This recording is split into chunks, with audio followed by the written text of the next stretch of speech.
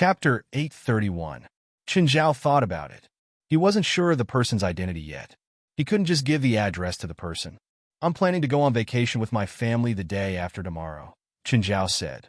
"So, I only have tomorrow, then tomorrow afternoon. Is that okay?" "Sure." Chen Zhao checked the Citibank branches in Los Angeles. There were quite a few branches, but the headquarters wasn't in Los Angeles. Instead, it was in Irvine, southeast of Los Angeles. Irvine was one of the largest planned urban communities in America. It was also the ultimate goal of most people in Los Angeles. The average family income in Irvine was around $100,000. It was easy to imagine the standard of living and wealth of Irvine. The next day, Chen Zhao drove to Irvine. Irvine had a population of 170,000. Asians made up 30% of the population. Asians with yellow skin and black eyes could be seen everywhere. Chen Zhao drove for an entire hour before reaching Irvine. Suddenly, a white Samoyed appeared on the side of the road. Chen Zhao slammed on the brakes. He almost killed the Samoyed. Scared out of its wits, it stared at the front of the car blankly. Chen Zhao got out of the car in anger. He pulled the dog back and looked around. Just then, a woman in high heels and a ponytail walked over quickly. "Sir, this is my dog." Chen Zhao glanced at the Samoyed and then at the woman. "You know that large dogs have to be leashed on the road, right? You know that I almost pretended to be dead just now, right?" "Sir, I'm sorry." Facing Chen Zhao's overbearing aura and high-pitched voice, the woman was somewhat submissive. Only then did Chen Zhao return the Samoyed to the woman. "Be careful." After glancing at the woman, Chen Zhao drove away. When he arrived outside the headquarters of the Citibank branch, the building gave Chen Zhao a very bad feeling. Just as he was about to enter, a figure suddenly fell from the sky. She fell a dozen meters away, smashing into pieces on the spot. Chen Zhao frowned. Judging from the corpse, it should be a female employee. Soon, police cars arrived and cordoned off the corpse. Just then, Andrews walked out of the bank and quickly found Chen Zhao. "Mr. Chen, hello. I'm Andrews. This is my name card." Before meeting Chen Zhao, Andrews had already seen Chen Zhao's photo and a lot of information. Of course, Andrews could only obtain superficial information. The professor from UCLA did not understand why this professor from UCLA had such a huge fortune. What was even more strange was that with so much wealth, no one from the tax bureau came to investigate. After confirming Andrews' identity, Chen Zhao followed him to the office. "Mr. Chen, let me explain my duties and responsibilities to you first." Chen Zhao listened to Andrews' explanation in detail, but he might not understand everything. However, Andrews would also take the initiative to explain the key points in more detail. "Mainly, I'm your personal financial butler. Other than helping Mr. Chen manage your bank account, I can also help you with some investments. Forget about financial investments. I don't really trust finance."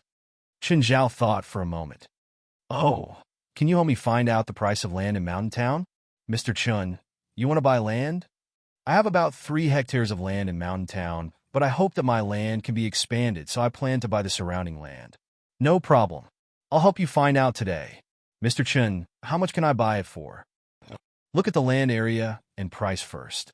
Back then, Chen Zhao had used $500,000 to buy Mirror Lake and the surrounding area. It was a great deal, but Chen Zhao did not think that he could do it again. Andrews was an experienced financial expert and accountant. After finishing the procedures, Chen Zhao and Andrews sat down and started chatting.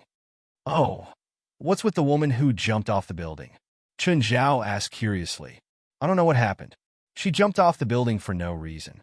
It's the second this month. Not a mental illness? Or is it because of some unforeseen circumstances in your family?" "I don't think so." Andrews shook his head. "The female employee just jumped off the building. She's only been here for half a year. She doesn't usually play stocks. I don't know about her family and feelings, but I don't think such a cheerful and optimistic girl would jump off the building because of a family accident." When Chen Zhao entered the building, he felt a pressing energy. Chen Zhao suspected that there were evil spirits in the building. But until now, Chen Zhao had not seen anything supernatural. It was just a feeling. Perhaps it was because it was daytime and normal evil spirits could not appear. Even evil spirits would be much less active. Mr. Chun, let me walk you out. Chun Zhao nodded. When he walked out with Andrews, there was a sudden commotion. Suddenly, there was a loud noise. A woman with a sinister expression was holding a pen and stabbing people everywhere. Kill you! Kill you! I'm going to kill you! When the woman saw Chun Zhao and Andrews, she charged at them with the pen.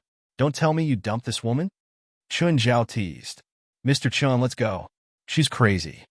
Andrews saw that the woman was clearly delirious. Chun Zhao was also his big client. He did not want Chun Zhao to get hurt here. Chun Zhao reached out and grabbed the woman's wrist. The woman's expression was still hideous. She kept struggling, trying to attack Chun Zhao. With a trace of magic, Chun Zhao poked the woman's forehead lightly. The woman immediately fell to the ground and lost consciousness. The security guard came over and pulled the woman out. Mr. Chun, this is? She was not possessed. She had been bewitched. Chun Zhao did not know if it was an evil spirit or evil spirit. It was also possible that a witch had done it. This building is so unlucky, Chun Zhao said, shaking his head. You should find a spiritualist to disperse the evil aura here. What nonsense are you talking about? A woman's voice came from behind. Chun Zhao turned around and realized that it was the woman he had met on the road today. At the moment, the woman was holding the Samyet. It's you? The woman was surprised to see Chun Zhao here. Chun Zhao looked at the woman. If you want to listen, then listen. If not, then forget it, since it had nothing to do with him. Chun Zhao only reminded her. He did not plan on arguing with the woman until his face turned red. Miss Amira, I think that Mr. Chun is right. Our bank's HQ building is really strange. Last night, the security guard said that he heard a scary sound. Chapter 832. The two accidents that had happened in the bank today gave Amira a headache. The first female employee's suicide had already appeared on the news. The second female employee had gone crazy in the office and attacked a colleague, but Amira had suppressed it. Now, the whole bank was talking about some strange things. Some employees secretly said that there was an evil spirit in the bank headquarters. Amira did not believe in such things. But now, the situation was getting out of control. Amira's father was a major shareholder of Citibank, which was why she could be the general manager of the LA branch. If she couldn't handle this matter beautifully, it would have a huge impact on her status. Just then, a program appeared on the television in front of Amelia. In the program, a man who claimed to be a spiritualist was talking big. Do you know the abandoned classroom building of UCLA? The school tried to demolish the abandoned school building many times, but they all failed.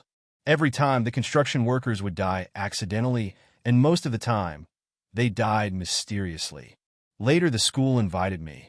I discovered that there was a terrifying evil spirit in the abandoned UCLA school building. Then, I started a huge battle with that evil spirit and finally killed it. The host said, Mr. Church, do you have any evidence for what you said? Ordinary people can't see evil spirits. For example, there's a spirit behind you. Of course, you don't have to be afraid. It's a kind old granny. Her gaze is very gentle. She wears a floral dress and holds a walking stick. She should be your guardian spirit.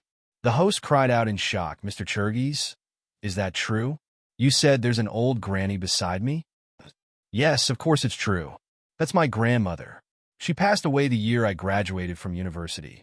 She's always been beside me. Amira thought for a moment and picked up a phone. Help me find someone. His name is Church. He claims to be a spiritualist. Feilai, we should go, Chun Zhao said.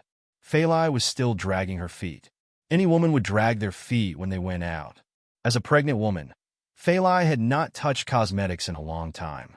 However, she still continued to use some natural skincare products. Chen, do I look better in this or this? Feilai was holding two pieces of clothing. One was a white printed t-shirt, and the other was a gray off-the-shoulder t-shirt. This one is off the shoulder, Chun Zhao said. When a woman asks you, which one looks good on me, you can't say, you look good in all of them. Because women would think that you didn't think about it seriously and that your answer was too perfunctory. They didn't want a vague answer, but a definite one. All right then, I'll wear this white printed t-shirt. Why? If you don't respect my answer, why do you want me to answer this question? Because of your taste, I feel that the opposite of your choice must be a better choice. Feilai, you're hurting me. All right, have you brought everything you need? Yes, Chen Zhao said. We can go now. Chen Zhao, Feilai, Jerlin, and the entire family boarded Feilai. Even Blackie was no exception. Today was a family vacation. No one could be absent. Let's go. Beep. Beep. In one of the submarines, a sonar detector made a regular sound. Canoris was wearing an earpiece, listening to the feedback from the sonar. Just then, another voice came from the earpiece. Canoris, the whales are moving southwest. Canoris stretched and said to the submarine's pilot, move southwest. After 30 minutes of movement, a few more dots appeared on the sonar detector. Such intoxicating and beautiful notes. Canoris enjoyed the whales singing in her earpiece. Just then, the submarine slowly approached the whales. Through the glass boat, Canoris looked at the rulers of the ocean in the distance. Those huge black and white beasts were the biggest predators in the ocean. Killer whales were a very special species. Although they were predators, they were full of friendliness and kindness towards humans. Killer whales were also called killer whales, but there had never been cases of wild killer whales attacking humans. Some experts had done research and made some speculations. They thought that millions of years ago, killer whales were very likely to have a master and pet relationship with the primitive people of that era, just like how humans and dogs were now. This DNA sequence had been passed down to this day, which was why killer whales were so close to humans. For now, this was just a hypothesis. Of course, killer whales were the smartest creatures in the ocean. There was no doubt about that. At the same time, killer whales were not actually whales. They should be considered dolphins. Most dolphins in the ocean were very close to humans. Canoris and her team members were all from the marine biology research team. Their team's main research target was killer whales. They chased killer whales in the 7 oceans and conducted scientific research on them. Of course, they were also the most determined marine animal protectors. Hey, why did their singing stop? Why did the whales disperse? They seem to be frightened, the pilot said. You must be joking. This is a school of killer whales, the overlords of the sea. If it was a single killer whale, it might be attacked by a school of sharks. But a school of killer whales? No creature can threaten them. Just then, a huge black shadow swam past the submarine. The pilot and Canoris were dumbfounded. What was that? What was that? Canoris. The radar shows that there's a huge object about 67 meters long passing by you. Did you notice what it was? Canoris looked outside the window in a daze. The giant beast passed by the submarine, but did not attack them. She could not say a word. It was as if saying anything in the submarine would attract the attention of the giant beast. Canoris' mind was blank. What was that? What was that? How could there be such a giant in the ocean? The submarine she was on was 10 meters long. But compared to this giant beast, it was like the difference between an adult and a baby. Chapter 833. Just then, Canoris had already seen the giant beast clearly. Killer whale? It was a killer whale. But how could a killer whale be so big? This wasn't a killer whale at all. It was a super big monster. The biggest creature known to humans was the blue whale. The largest recorded blue whale was 35 meters long and weighed 250 tons.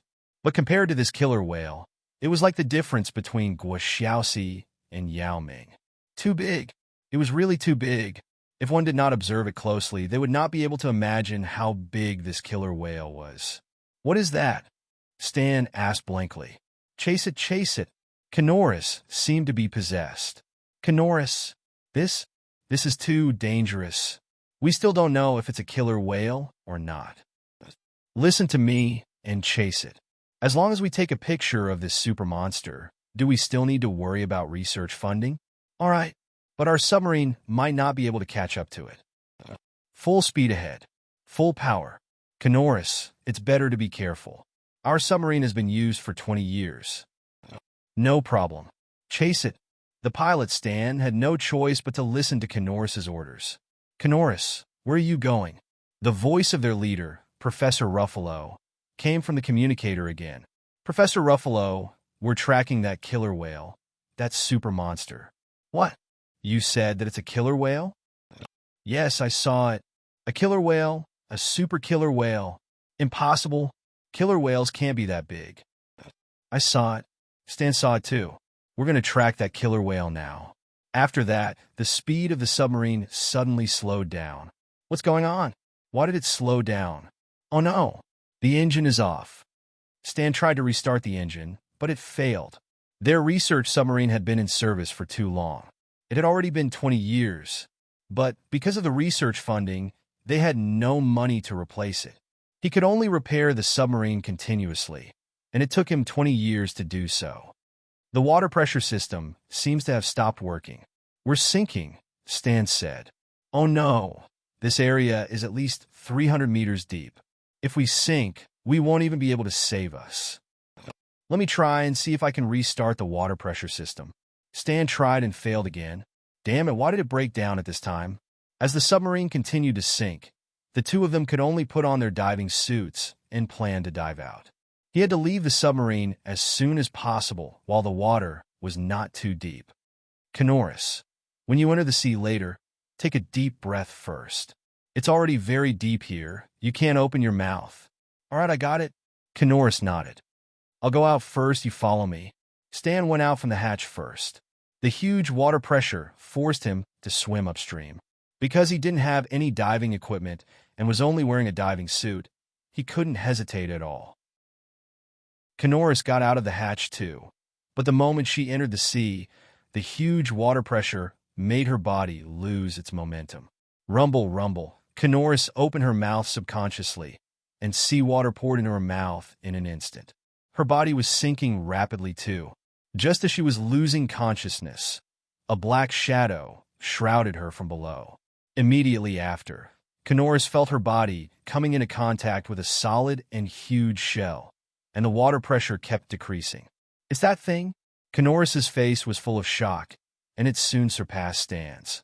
Stan was also shocked by the black shadow that suddenly caught up from below. Then he saw that Canoris was on the back of the huge beast. Canoris finally rushed out of the water, but the huge beast had already left. Even on the surface of the water, it only revealed a little bit. Stan also surfaced and looked at Canoris. Canoris, are you all right? Cough, cough. I'm fine. Where's that big guy? I saw it return to the depths of the sea again. I want to find it. I have to find it. Canoris, you know that it might not be a good thing for it if we continue to search for it, Stan said. Do you think I'll hurt it?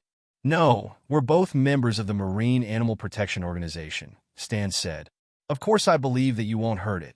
But if the news gets out, do you know what will happen to those whaling ships? He was a more rational person, so he thought more clearly. How much would such a huge beast be worth to whaling ships? Whaling ships nowadays didn't just hunt for whale meat. Many whaling ships hunted all kinds of whales and dolphins to make them into specimens. A killer whale specimen could be sold for $300,000 to $400,000. That was much more valuable than just selling whale meat. But if it was such a super huge beast, maybe there was only one of it in the ocean, then the price could be 10 times, 20 times, or even 100 times. Almost no whaling ship would miss such a huge profit. Canoris bit her lower lip. I just want to say thank you to it. Hearing Stan's words, Canoris also understood this. They were a marine animal research team. Apart from tracking marine animals, they also conducted research. Sometimes they also had to fight with some whaling ships. The research ship had already discovered the two of them. It approached and pulled them onto the ship. The ocean. The boundless ocean. For most of their family members, this was something they'd never felt before. Even Walter, Black Ma, and White Ma often went to Angel Beach to play. But it was their first time actually going out to sea. Walter excitedly ran along the edge of the yacht from the bow to the stern, and then from the bottom to the top. When Jerlin was in San Francisco, she'd gone out to sea with Chun Zhao once. She'd also gone out to sea for Steven's movie celebration party. But it was at night, and she'd been sleeping in the cabin. She also liked to go out to sea. In Chun Zhao's arms, she pointed excitedly to the left and right. Chun Zhao put his sun hat on her head. He didn't want Jerlin to get tanned. It was better to make her fair and pretty. Chun, come quickly. I caught a fish, but I can't pull it up. Come quickly. Chen Zhao saw that Fei Lai was pulling on the fishing rod. It was already been into a full moon. Chapter 834. Judging from the strength, the fish was more than 50 kilograms. However, a 50-kilogram fish could pull at least 150 kilograms in the water. Fei Lai's belly wasn't big and her body was strong. Otherwise, she might even be dragged into the water. After taking the fishing rod, Chen Zhao pulled the fish up. The fishing rod was very tough. It could even pull up a 200-kilogram tuna, let alone a 50-kilogram fish. Chen, what fish is this? Chen Zhao didn't know either. The fish had a green back and a white belly. It was around 1 meter long, and its mouth could fit a fist. Without Chen Zhao's help, Fei Lai wouldn't be able to pull it up by herself. We'll eat this fish for lunch.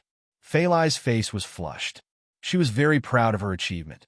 Even though Chen Zhao had pulled the fish up in the end, she felt that it was her achievement. The greatest enjoyment of sea fishing was actually the process of fighting with the big fish. However, Fei Lai clearly couldn't enjoy this right now. The underlings set up the barbecue rack. The three demons had to work together to pick up the fish. After cleaning it, they started to grill it. These underlings' cooking skills were top-notch. To them, if they didn't know how to cook, they were worthless. Fei Lai, I plan to make our land bigger. Isn't our land big enough? It's still a bit small, Chen Zhao said. In the future, we'll plant more vines and raise a few horses. Our children will be able to ride horses in our pastures and forests. Also, when our other children grow up, they'll have children too. If we don't have a big enough space, we won't be able to chase them out into the wild. You can buy it if you have the money. Fei Lai maintained a medium speed. They were here to have fun, not to rush. The noon sun was too strong. Chen Zhao, Fei Lai, and Zhilin lay in a shaded cabin. The two sides of the cabin were empty. There was only a 1-meter-tall glass fence. They could enjoy the sea breeze and block the sun at the same time. Just then, two ships appeared in the distance. They were shooting at each other with water guns. What are they doing? Just then, an underling ran in. Master, mistress, we've received a request for help from a research ship. They want to borrow some fuel. Is it that ship over there? Chen Zhao pointed in the distance. One of the ships looked like a research ship. Chen Zhao had good eyesight. Even though they were a nautical mile apart, he could still see clearly. The other one should be a fishing boat. There were many fishing tools on the boat. He just didn't understand why they were fighting. Usually, when there was a dispute at sea, as long as it wasn't a military conflict, it would basically be shooting each other with water guns. The water gun on the boat was not the kind used to clean cars. The water pressure from the water gun on the boat was estimated to be 5 MPa. If it hit a person, it could even kill them. There was a humanitarian rule at sea. If a distress signal was sent out on the sea, it would usually be helped if possible. For example, borrowing fuel. Even if he didn't borrow it, he wouldn't be breaking the law. However, they would still be criticized by the public. So, since they wanted to borrow it from him, then let them borrow it. Let's wait for them to finish their water fight. Then we'll go over. Chen Zhao didn't want to be affected by them. Whether it was the fishing boat or the research ship, they were at most $1 or $2 million. His boat was dozens of times larger than theirs. He didn't want their water fight to affect his boat and cause it to be damaged. Even though the research ship ran out of fuel, it was still able to fight with the fishing boat without any hesitation. The two sides fought for more than an hour before the fishing boat finally left. Only then did Chen Zhao have the boat approach the research ship. Carrying little Zhilin, Chen Zhao boarded the research ship with Fei Lai. There were a dozen people on the research ship. The leader was a white-bearded old man. "Hello, I'm Ruffalo. These are my team members," Professor Ruffalo said. "Hello, I'm Chen Zhao. This is my girlfriend and daughter." Chen Zhao shook hands with Ruffalo. "How much fuel do you need? If possible, it's best if you can lend us a ton. We need enough fuel to go to Los Angeles," Professor Ruffalo said. "We'll pay you in cash." Sure, the request wasn't too much. Plus, Chen Zhao had prepared enough fuel. "By the way, why did you fight with that fishing boat?" Fei Lai asked. "They're a whaling ship," Professor Ruffalo said. "We were tracking a pod of whales, but they attacked the pod directly. So we turned on the water cannon and shot them so that they couldn't attack the pod. At this moment, a person suddenly spat out a mouthful of blood. Everyone immediately panicked and hurriedly went to support that person. Stan, what's wrong? Lay him down. Don't support him. He seems to have an acute pneumothorax, Chen Zhao said. Was he hit when you were fighting? Or did he die before? Acute pneumothorax was often caused by a momentary imbalance in air pressure. Air would enter the chest cavity and cause air to accumulate. It could also be caused by a burst alveolus in the lungs. If it was only a minor symptom, it could recover after a few days of rest. If it was serious, it could be life-threatening. Stan had already spat out blood, which meant that his injuries were more serious. Do you have oxygen tanks on the boat? Give him oxygen, Fei Lai said. She also knew how to deal with the situation quickly. Do you have syringes and needles on the boat? The bigger, the better. Everyone looked at each other. Professor Ruffalo shook his head. No. Sir, can you save Stan? Go to my cabin and get my toolbox, Chen Zhao said. I have needles. Fei Lai looked at her boat and shouted, King Kong, bring Chen's toolbox. Hearing Fei Lai's voice, King Kong immediately took the toolbox and jumped 7 or 8 meters, landing on the deck of the research boat. Everyone let out a cry of surprise as they looked at the huge mountain gorilla in disbelief. Go back to the boat. Don't scare them. Fei Lai patted King Kong's head. Whoa, whoa. King Kong jumped again and landed on Fei Lai. Is that your pet? Professor Ruffalo stared at the gorilla in disbelief. Only then did he realize that King Kong wasn't the only one on Chen Zhao's boat. There were also many pets, big and small. Chapter 835. Your entire ship is filled with beasts. Aren't you afraid of danger? Ruffalo asked, confused. As long as you treat them sincerely, they'll treat you like family, Fei Lai said. Chen Zhao took out a needle and stabbed it hard under Stan's second rib. People with acute pneumothorax mainly had air in their lungs, so they had to use needles to expel it. Normal needles couldn't expel air. Syringes and needles could expel air directly. To Chen Zhao, this kind of treatment was only a small surgery. Even Fei Lai probably knew how to do it. Stan's chest gradually relaxed, and his breathing became much smoother. He's fine now, Chen Zhao said. This is an anti-inflammatory medicine. If he has a high fever, give him 2 pills. He'll be fine after a night's sleep. Mr. Chun, Miss Fei Lai. Thank you, Professor Ruffalo said gratefully. The others on the ship also thanked Chen Zhao and Fei Lai. We'll have a party on the sea. Are you interested? Join us? Aren't you going to L.A.? L.A. is right there, Professor Ruffalo said, smiling. It won't run away. If you leave, I don't know when I'll see you again. Okay then, kids, go and prepare food. Let us treat Mr. Chun and Miss Fei Lai well. Professor Ruffalo looked at Fei Lai. Can I invite your kids to join us? Are you sure you won't scare your team? Chen Zhao asked. They're a group of brave young people, and they really like animals. Okay then, Chen Zhao looked at Fei Lai. You guys come over. Be careful. Don't fall into the sea. Just then, the animals on Fei Lai came out one after another. The people on the research ship were shocked to see such a large group of people. They couldn't help but admire Chen Zhao and Fei Lai for daring to raise so many fierce beasts. What breed is this red lizard? It's so big. Don't go over. I'm afraid it'll swallow you whole. Chen Zhao looked at the team members who were interested in abitos. Don't be afraid. It's called abitos. It doesn't eat people. Mr. Chun, is this lizard a Komodo dragon? Professor Ruffalo asked in surprise. Yes, I bought it from a pet store. I heard that it was a genetic mutation. I didn't expect it to grow so big. Mr. Chun, can you lend it to me? I want to study it. Professor Ruffalo, your request is too much. To me, they're all my children. I will not lend my children to others for research, Ruffalo said with a smile. Sorry. Professor Ruffalo was also a little embarrassed. This request was indeed too much.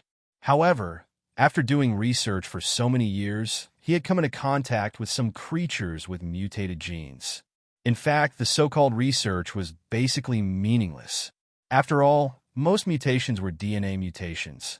Humans didn't even understand their own DNA, so how could they understand other organisms? Soon, the people on the ship realized that Chen Zhao's pets didn't attack people at all.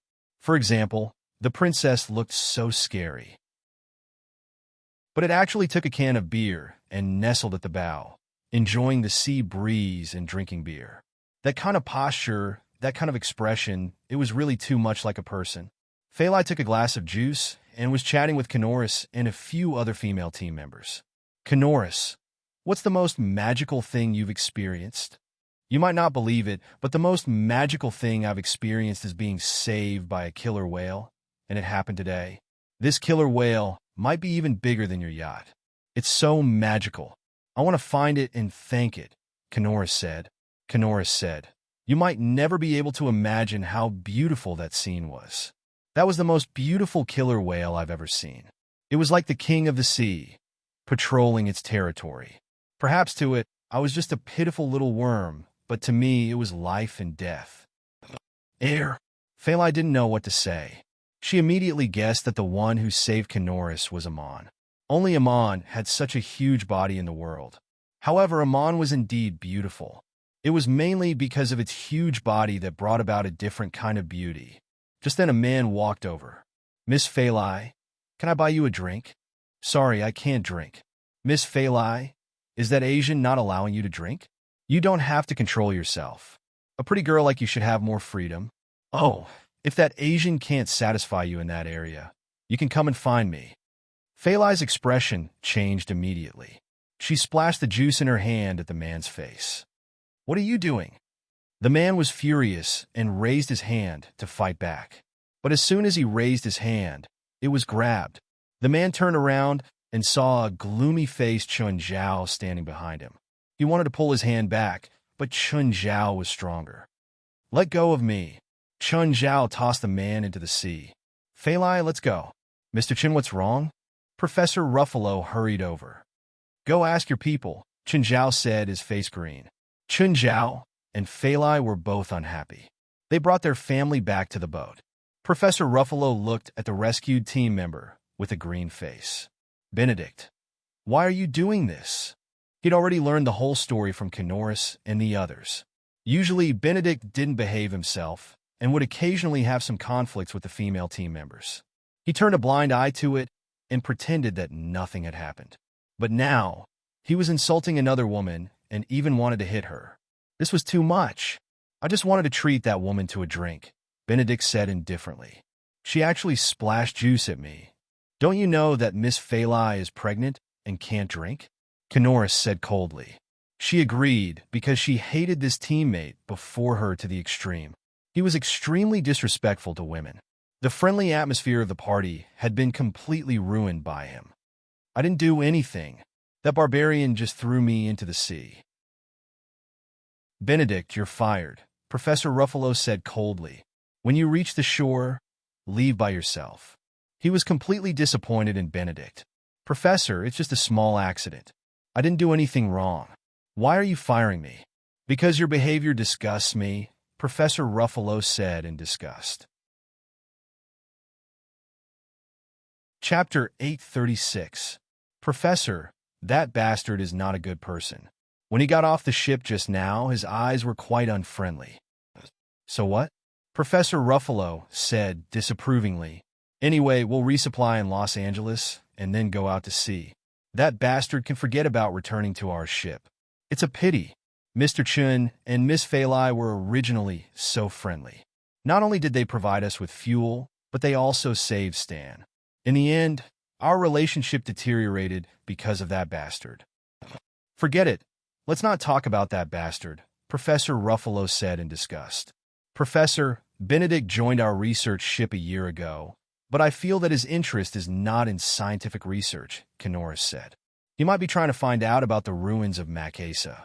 What ruins of Macasa? It was the first time Kanoris had heard of this name. 20 years ago, I wasn't actually doing scientific research on marine animals. I was a scholar in the Department of Archaeology and was the assistant of the famous Charles Lee at that time. Charles Lee was the most authoritative expert and scholar of the Inca civilization at that time.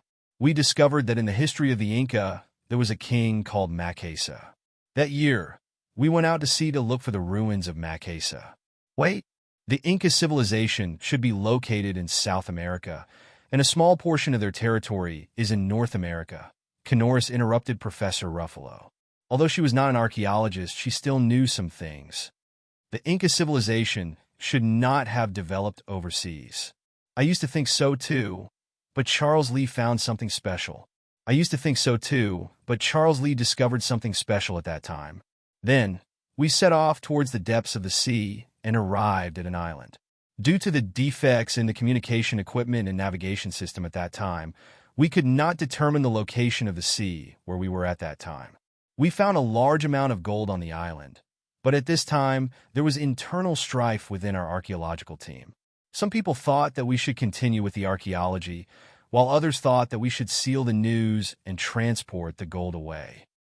And then the infighting began. It was like we were possessed, shooting at each other. Professor Ruffalo said painfully, "It was my first time going out to sea, so I got the sailor's disease. I didn't participate in either side, so I was resting on the ship. When I woke up, everything was over. There were 43 people in the archaeological team, and only 4 of them were alive. Including me, there were 5 of them. One of them told me the truth, and he even gave me part of his gold. I didn't take it. Why? My wife was one of the victims." Professor Ruffalo said. "The 5 of us boarded the ship and left the island. The 4 of them all left the archaeological team. They all became rich, but within a year, they all died one by one." Golden Curse? Canoris asked in confusion. That's right, the Golden Curse. The Golden Curse was very famous in Native American legends. There were many versions of the legend of the Golden Curse. The main idea of the Golden Curse was that if you took something you shouldn't take, you would be cursed. Of course, although the Golden Curse sounded scary, even someone like Canoris, who was dedicated to protecting marine animals and scientific research, could not help but be tempted by the desire for gold. Then, Professor, do you know the route to the Marquesa ruins? Professor Ruffalo shook his head with a wry smile. I spent half of my time recuperating in the cabin.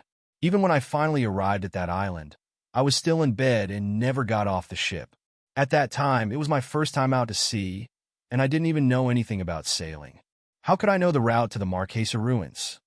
They were scientific research ships, and after replenishing their supplies, they returned to the ship one after another, ready to set sail. Canoris was very interested in the Marquesa ruins that Professor Ruffalo had mentioned.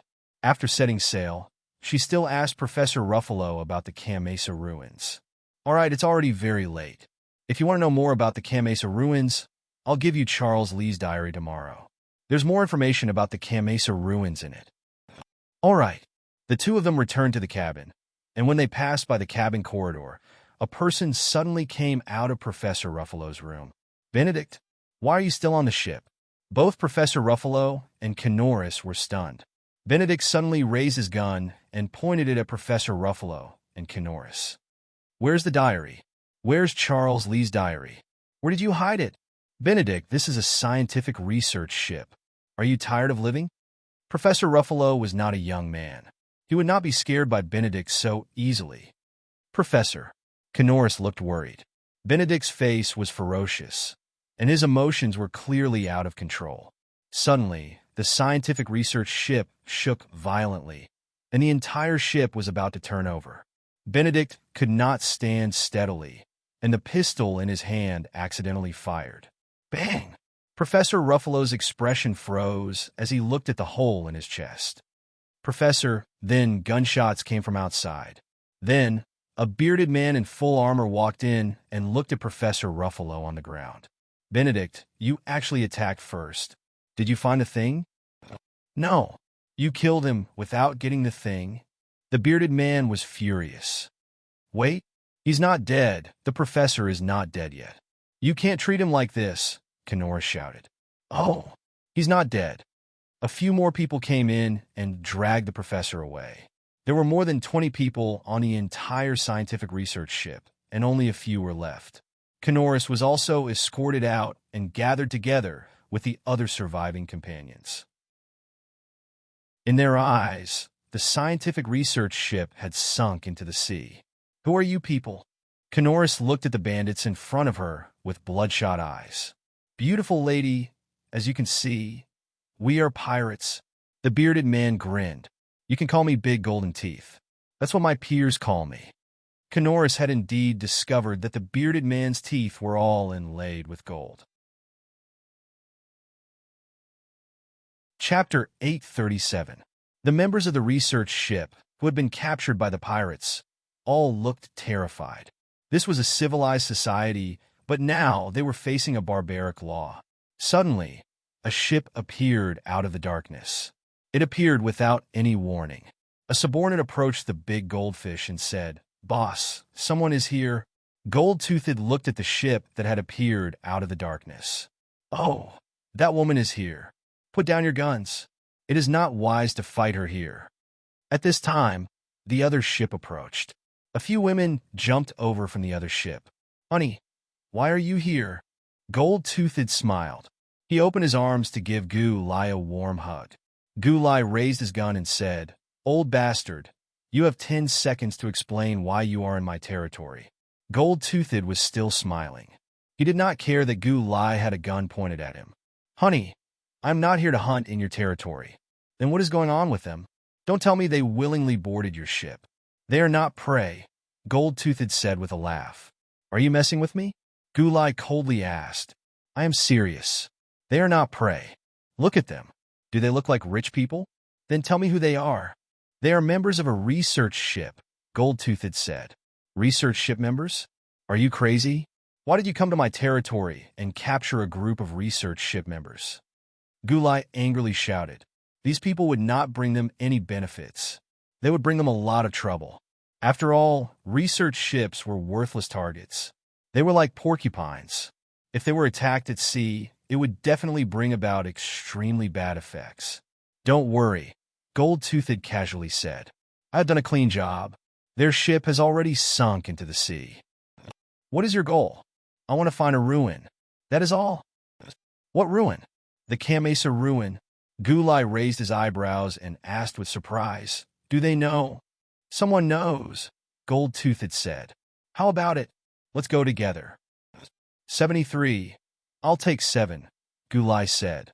"My dear, you're too much. 40 is 60, and I'm 60. "I'm the leader here," Gold-Toothed said. 50-50. "After all, you're trespassing on my territory. If you refuse, you'll be declaring war on me." Gu-Ri's attitude was unyielding. "All right, 50-50 it is then. You said that one of them knows about the Kamesa ruins? Who is it?" Gu-Lai asked impatiently. "It's an old man, but he's injured. I'm treating him now." "This old man has been to the Kamesa ruins," said the gold-toothed man. "Find out the location as soon as possible." Looking at the starry sky, Chun Zhao and Fei Lai felt like they were in a trance. "Fei Lai, are you still angry?" Chun Zhao asked, hugging her. "Don't talk." Fei Lai looked at the stars. She felt like her entire body was melting. It was too beautiful, so beautiful that one's mind couldn't accommodate any other thoughts. It was an unprecedented scene. No matter how many times he saw it, he would never get tired of its beauty. "What's the brightest star?" "Venus," Chun Zhao said. "What does China call it?" Fei Lai asked curiously. "Chang'e or Venus." "Our child will be called Qiming in Chinese," Fei Lai said, looking at Chun Zhao. Chun Zhao glanced at her. "Then do you know what Venus represents in the Western world?" "Aphrodite," Fei Lai said. "The embodiment of love and beauty in ancient Greece. In Roman mythology, it corresponds to Venus. This ancient Greek goddess is synonymous with promiscuity and infidelity," Chun Zhao said. "I don't want my child to have anything to do with them, even if it's just a name." There was something else Chun Zhao didn't say. In the JD Church, Venus represented the radiant angel, Lucifer. Lucifer was also known as the Star of Dawn, referring to Venus. "Okay, then what do you think our child should be called?" "We don't even know if it's a boy or a girl," Chun Zhao said. "Let's not think too much. After the child is born, and we know its gender, we'll decide what to call it." He didn't want his child to have anything to do with Venus. "Okay, Chun, Can you know if the child in my stomach is a boy or a girl? Chun Zhao didn't know whether to laugh or cry. How could he tell? You can't even do it in a month, and a child needs at least 3 months to form. Fei Lai, anticipation is the most fascinating thing.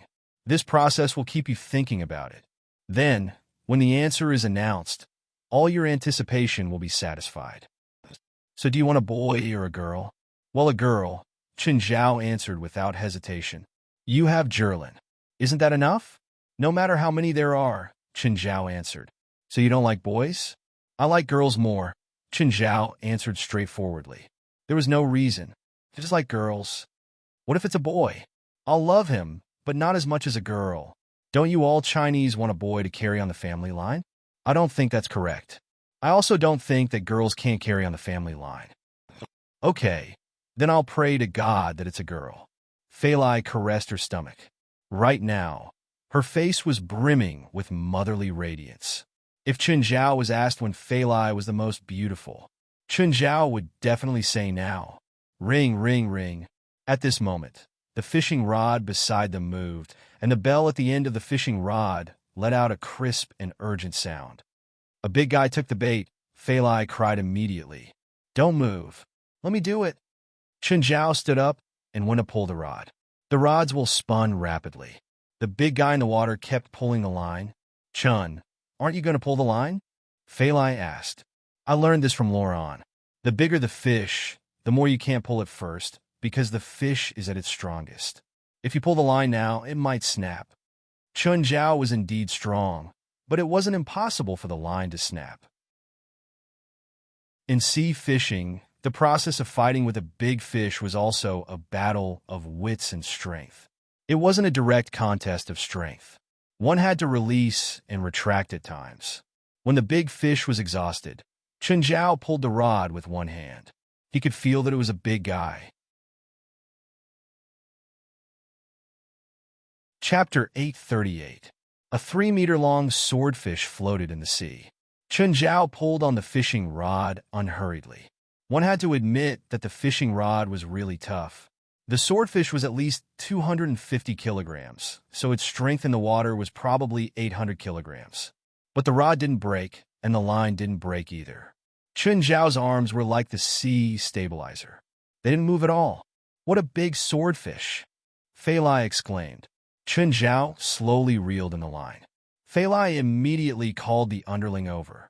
Get ready. We can eat sashimi tonight. Oh, which one of you knows how to make sashimi? Sashimi was all about knife skills. It wasn't that complicated. Of course, the types of fish were very different. The best sashimi was tuna, but swordfish was also a good choice. Be it swordfish or tuna, the bigger they were, the more delicious they were. Chun Zhao finally pulled the swordfish to the side of the boat. Then he used the harpoon to pull it onto the boat. He cut off a piece of meat from the swordfish's back. This was the swordfish's most developed muscle, as well as its most valuable part. The first piece was for Fei Lai, of course. The underling immediately prepared a dipping sauce for Fei Lai.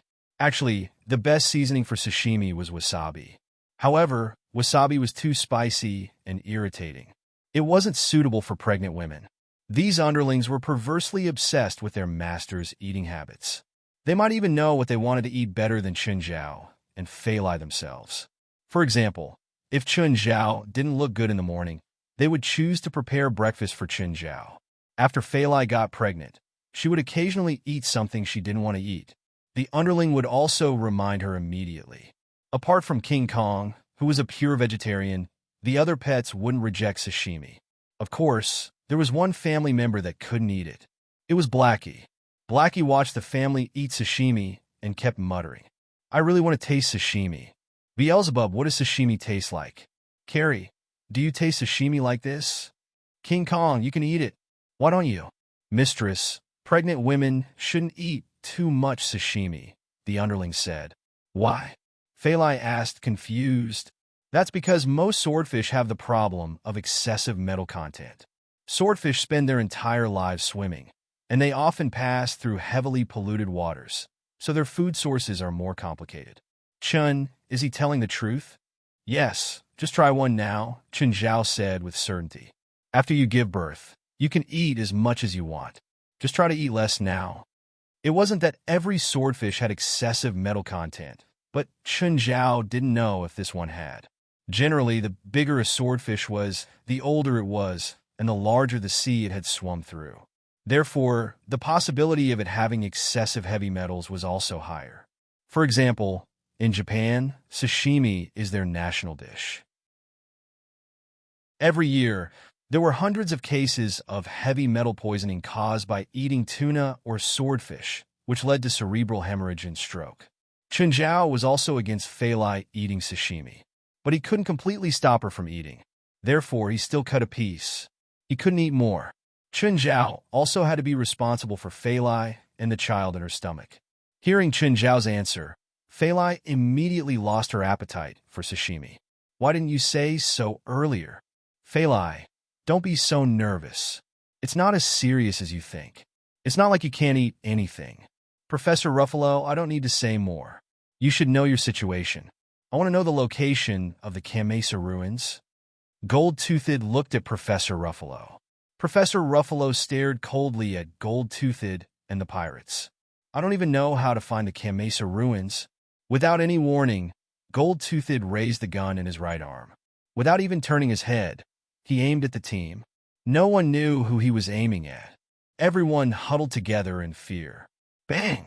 One of the members of the expedition team was instantly hit in the head, and everyone let out a scream. Gold-Toothed didn't care who he hit. He just needed to force Professor Ruffalo to speak. I really don't know, Professor Ruffalo shouted anxiously. Let these kids go. They're innocent. Seeing a team member fall to the ground, Professor Ruffalo's heart bled. Gold-Toothed fired again. Kenora screamed. She was shot in the chest and fell into a pool of blood. I really don't. Before Professor Ruffalo could finish, Gold-Toothed fired again. Another child was killed in front of Professor Ruffalo. What did you say? I. Tears streamed down Professor Ruffalo's face. Don't kill anymore. Don't kill anymore. The oldest of the children had been with him for more than a decade. The youngest had only been with him for 2 or 3 years. 1 or 2 hadn't even graduated from university. Boss, how could you bear to kill such a beautiful woman? Benedict looked at Kenoris's corpse with a look of pity. Gold-Toothed waved his hand. Wash the deck. 3 corpses were thrown into the sea, but the killing on the pirate ship didn't stop. Gold-Toothed was getting impatient. Professor Ruffalo, I'll ask you one last time. Where's the Kamasa ruins? Professor Ruffalo knelt on the ground and cried. I have a diary left by Professor Charles. Maybe there's a clue. I went through your room. There's nothing. Professor Ruffalo took out his phone. Save it on my phone. Why didn't you take it out earlier? Why did you have to wait until I killed them all? Gold-Toothed shook his head. Lock them up. Ring, ring. Another fish? Chun Zhao was surprised. Huh. Is it a dead fish? How come there's no pulling force at all? Chun Zhao felt the pulling force on the rod. It was quite big, but there was no pulling force at all. Chun Zhao started to reel in the rod. In the darkness, something was pulled to the side of the boat. Chun, it's a person, a person. Chun Zhao saw it too. Looking closely, it was none other than Kenoris in the water. Chun Zhao dragged Kenoris onto the boat. Fei Lai also went up to check. Is she dead? Chun Zhao checked. She's still breathing weakly, but she's not far from death. Can you save her? Chapter 839. Kenoris opened her eyes slowly, but she fainted again due to her weakness. After some time, Kenoris woke up again. This time, she was woken up by a tongue. Kenoris turned around and saw a huge bear licking her face. Ah! After screaming, Kenoris calmed down very quickly. Princess? Kenoris started looking around. Wasn't this a pirate ship? Just then, Fei Lai walked in. Kenoris, are you awake? You saved me? Chun saved you, Fei Lai said. What happened? We were betrayed. Benedict, the Astra Shoal who harassed you, colluded with pirates and attacked us. Pirates? Pirates robbed your research ship? Fei Lai was confused. If pirates wanted to rob someone, they would rob a cargo ship. Did the pirates have nothing better to do than to rob the scientific research ship with such little supplies? Can you call the police for me? Sorry, there's no signal, Phalai said. Phalai said, after we entered this area yesterday, the signals seem to have been completely blocked. This area? Where are we now? I don't know. Somewhere in the Pacific Ocean. Aren't you going back to LA? Not for now, Phalai said. We're here for a vacation. With Phalai's help, Kanoris walked out of the cabin. The sky was a bit dark today. There were some dark clouds, but it didn't rain. Kanoris saw Chun Zhao fishing on the deck. Hi, Mr. Chun. Hi, Kanoris. Are you okay? Not very well, Kanoris replied weakly. Okay, if you don't feel well, you can lie down inside. Mr. Chun, it's very dangerous at sea. There's a pirate ship cruising on the sea. The sea is so big. It won't be easy to meet them, Chun Zhao said, unconcerned. Mr. Chun, I'm not joking. These pirates are all cold-blooded criminals. If you meet them, you won't be able to survive. Phalai looked at Chun Zhao. Chun Zhao's expression was still as calm as ever. Pirates? I know pirates too. I should be able to help. Kanoris was speechless. She did not know where Chun Zhao's confidence came from. This was not a civilized society. Once they encountered those vicious outlaws at sea, they would definitely die. Mr. Chun, regarding my suggestion, please consider it carefully. I've thought about it. It's rare for Phalai and I to come out for a vacation, so we hope to finish it. Kanoris didn't understand why Chun Zhao was so obsessed with vacations. Besides, my luck is pretty good. I won't be so unlucky as to encounter pirates. Chun, there's a ship over there. Phalai pointed in the distance. A ship entered their field of vision. Pirate ship. It's a pirate ship. Kanoris' expression changed. She would never forget the silhouette of that ship, even if she died. It was that ship. They had attacked the research ship. Air. Our luck seems to be a little bad recently, but it doesn't matter. They won't come to us. Boss, there's a yacht over there. The gold-toothed man picked up his binoculars. Phalai, what a beautiful yacht. It must belong to someone rich. Phalai? Benedict's eyes brightened. Boss, there's a woman on that yacht. She's really pretty. Really? Send them a message and trick them to stop. Pirate ships usually didn't attack directly when they hijacked their prey. Most of the time, they would use deceptive methods. They would approach them first and then attack after boarding the ship. Hi, our ship has some problems. Can you give us some help? The pirate ship sent a message to Phalai. Sure. If you catch us, we'll help you. Phalai replied to the pirate ship. Fuck, they know who we are. The gold-toothed man looked at the yacht. Chase them. Boss, they're really fast. We can't catch them. The gold-toothed man's face darkened. Just then, a voice came from the communicator again. Can't catch them? Do you want me to slow down? Boss, they're slowing down. Damn Astra souls, how dare they trick us?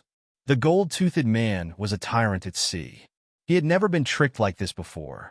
Picking up his binoculars, the gold-toothed man looked at the yacht 3 nautical miles away. There was a person standing on the deck of the yacht. He was gesturing at them, giving them the middle finger. Chase them. We have to catch them. I'm going to tear them into pieces.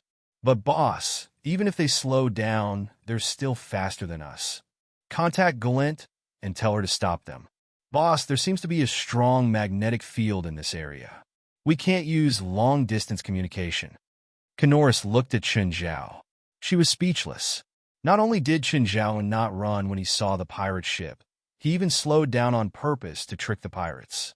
If something happened and the pirates caught up, what would you do? Mr. Chun, I think we should get rid of them as soon as possible.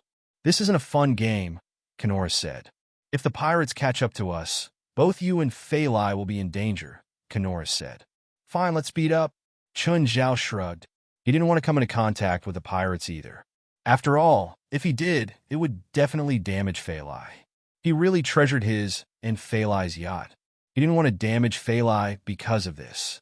After Phalai sped up, Kanoris finally let out a sigh of relief. This yacht was indeed incomparable to a regular ship. It was probably as fast as a warship. Phalai's value wasn't just in the hull and the luxurious decorations. It also had its own technology. That was why it was so expensive. Once Phalai sped up, the pirate ship could only watch helplessly as Phalai left. Mr. Chun, what's your final destination this time? A place called Kamesa Island, Chun Zhao said.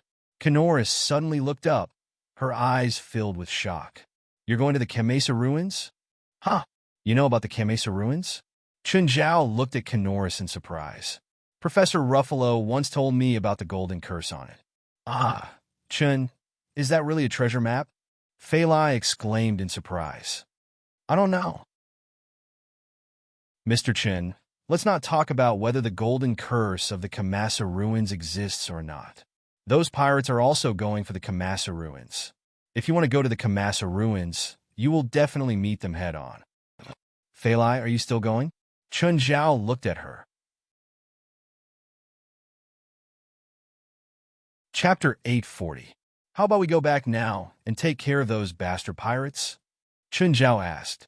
Kanoris was about to pee her pants. Were they brave or stupid? Forget it. Don't waste it on those pirates, Fei Lai said. I want the gold. Fei Lai, the gold is cursed by an evil spirit. Kanoris looked at Fei Lai worriedly. Fei Lai glanced at Chun Zhao. Chun Zhao shrugged nonchalantly. I'm not afraid of any shit curses. To Fei Lai and Kanoris, these words had a completely different meaning. Kanoris thought that Chun Zhao didn't believe in curses. Fei Lai understood Chun Zhao's true meaning. Chun Zhao wasn't afraid of curses. As long as he wasn't afraid, all problems were no longer problems. For the rest of the time, everything was calm and peaceful. Kanoris realized that Chun Zhao and Fei Lai didn't care about the cursed gold or the pirates at all. She really didn't want to die with them. But what could she do? Ask Chun Zhao and Fei Lai to give her a boat and let her escape? All right, Fei Lai did have a motorboat, but she wouldn't be able to return to the shore alive with just this motorboat. This wasn't the coastal waters. They'd entered the international waters long ago. What pained her the most was that Chun Zhao and Fei Lai were still showing off their love in front of her. Ah! Kanoris looked down and realized that Jerlin was tugging at her pants. Smiling bitterly, Kanoris picked Jerlin up. Guret's team met up with Gold-Toothed again. Darling, did you miss me? Gold-Toothed still smiled and went up to hug Guret. Guret aimed his gun at Gold-Toothed's head as usual. If you touch me again, I'll kill you. How can you bear to kill me? Gold-Toothed chuckled. This ocean seems a bit strange. Huh, we're all descendants of pirates, Gold-Toothed said. We should be used to this already. I have a bad feeling. Please don't say such depressing words before we find the Kamasa ruins. You should think about how we'll enjoy the gold after we find it. By a private island, Guret said. Is this our new home? The Gold-Toothed man asked. Gulai glanced at Gold-Toothed but didn't say anything. She had known Gold-Toothed for a long time and knew what kind of person he was. The Gold-Toothed man was holding a strange compass, and the needle on the compass started jumping crazily. The interference of the magnetic field is getting stronger. Looks like it's another cursed island. Guret looked into the distance. I hope we can successfully obtain the gold. Island, there's an island ahead. Fei Lai exclaimed. Kanoris heard the cry and immediately came out of the cabin. Chun Zhao also looked up at the island in the distance. Dark clouds covered the sky above the island, and darkness enveloped the entire island. Fei Lai, why don't you stay on the boat? I'll go to the island alone. Fei Lai had already put on her equipment. She looked at Chun Zhao. His eyes were clearly filled with unwillingness. Forget it. Chun Zhao scratched his head and said helplessly, but it's getting dark and the weather on the island isn't good. Let's wait until tomorrow morning. Just as the Fei Lai stopped 2 kilometers away from the island, 2 ships appeared behind it. Pirates! Pirates are here! Oh no! We're doomed! We have nowhere to run. Ah! I finally caught them. Gold-Toothed looked at the boat parked before the island and couldn't stop smiling. Guret picked up the binoculars. Instantly, her expression changed. Fei Lai, she would never forget that yacht. And the owner of the boat. Guret's eyes flashed. Then, she glanced at Gold-Toothed beside her. I'm going back to my boat, Guret said. Gold-Toothed didn't notice Guret's expression. He thought that she was preparing to go to the island and didn't take it to heart. Gold-Toothed's boat stopped beside Fei Lai. Connorus's face paled in fear. Gold-Toothed was also surprised to see Connorus on the deck. "You're not dead? Great. After killing you yesterday, I regretted it. It's such a pity that such a beautiful woman died." Connorus trembled slightly. She didn't dare to say anything. Gold-Toothed looked at Chun Zhao. "Kid, you were the one who played with me, right?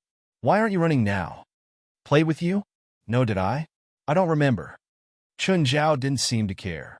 "Boss, look at that woman. Isn't she pretty?" Benedict asked, pointing at Phalai. "It's indeed beautiful." The gold-toothed man whistled and grinned.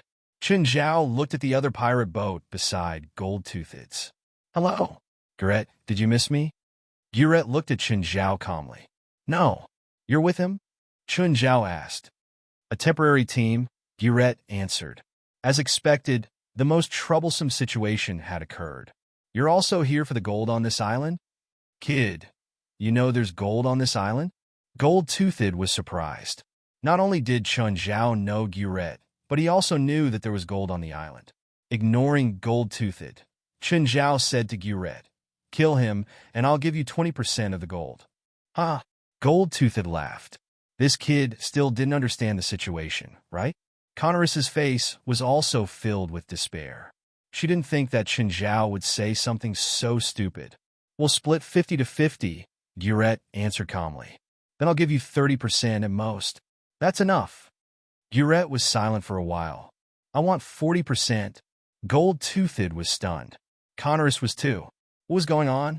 He didn't want 50%, but 40%? Did they have something going on? Gold-Toothed turned to Guret. "Guret, what's the meaning of this?" Gold-Toothed, "I'm sorry. I don't want to be his enemy, so our cooperation ends here." Connorus's face was filled with shock. How did the situation suddenly change? What exactly was going on? "If you don't want to be his enemy, I'll kill him with one shot." "Are you going to fight me for a dead man?" "That's the problem. If it can be solved with one shot, it's not a problem anymore." All of Guret's pirates pointed their weapons at Gold-Toothed's ship. Similarly, all of Gold-Toothed's pirates pointed their weapons at Guret's ship. "Hurry up and fight. I haven't seen people fight at such a close distance." Chapter 841. Suddenly, Benedict shot at Phalai and little Jerlin in her arms. Before anyone could react, Chun Zhao blocked the bullet with his hand. The deformed bullet fell to the ground. Everyone stared at Chun Zhao in shock. Chun Zhao turned to Phalai. "Phalai, take Jerlin back to the cabin." "Okay." Phalai knew that she and Jerlin would only become targets here. He blocked the bullet with his hand, right? Did I see it wrong? Did he block the bullet with his hand?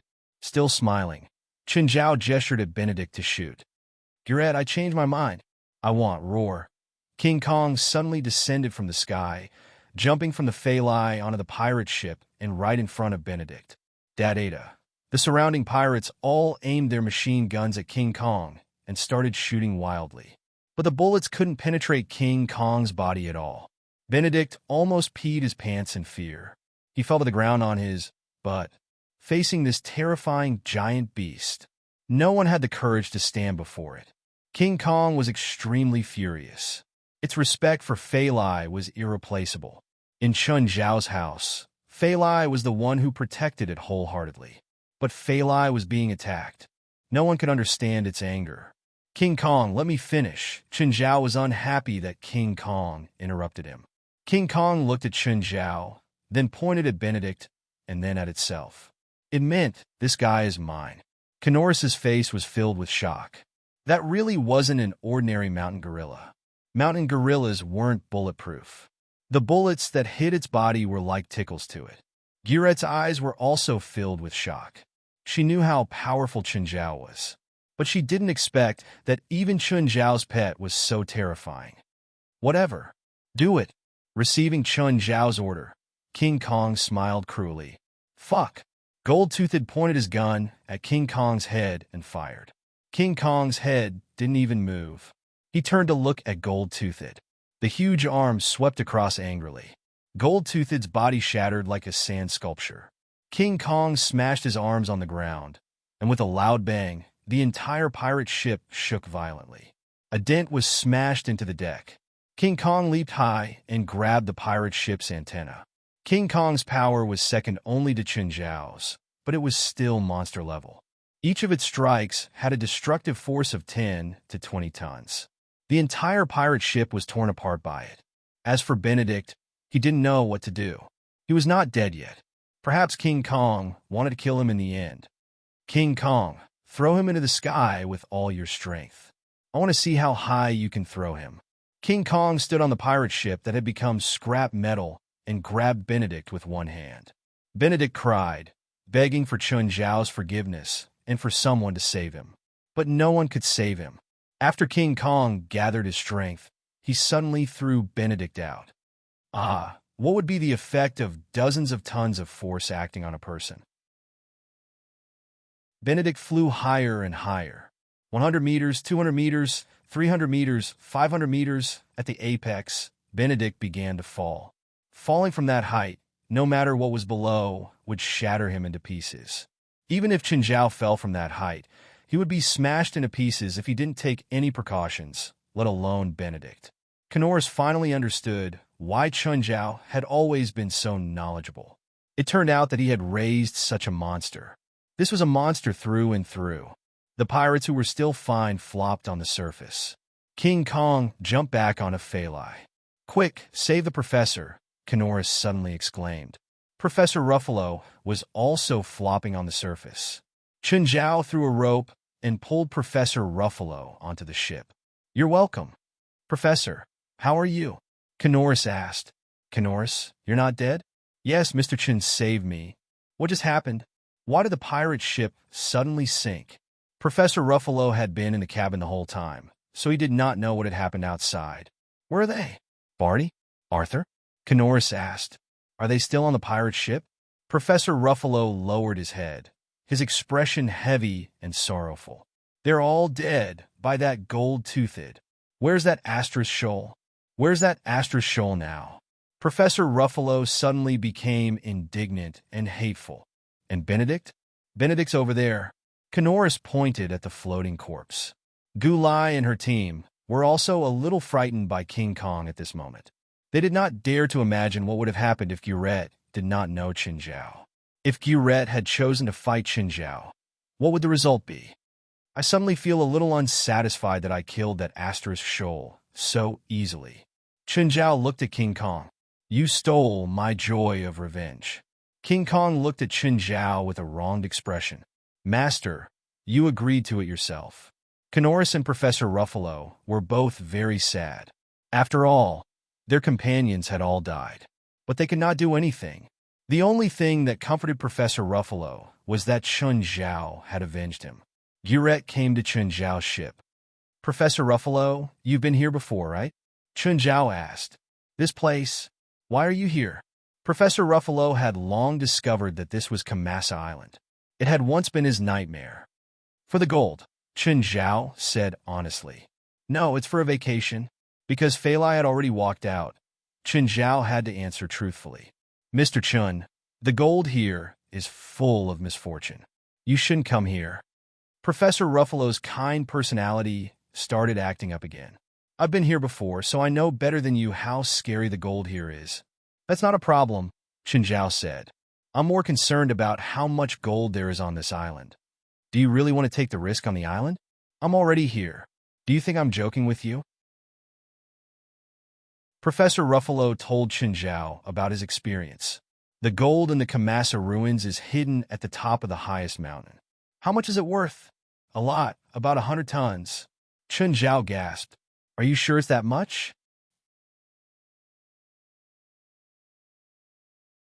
Chapter 842. Is there any danger on the island? Chen Zhao asked. "Danger?"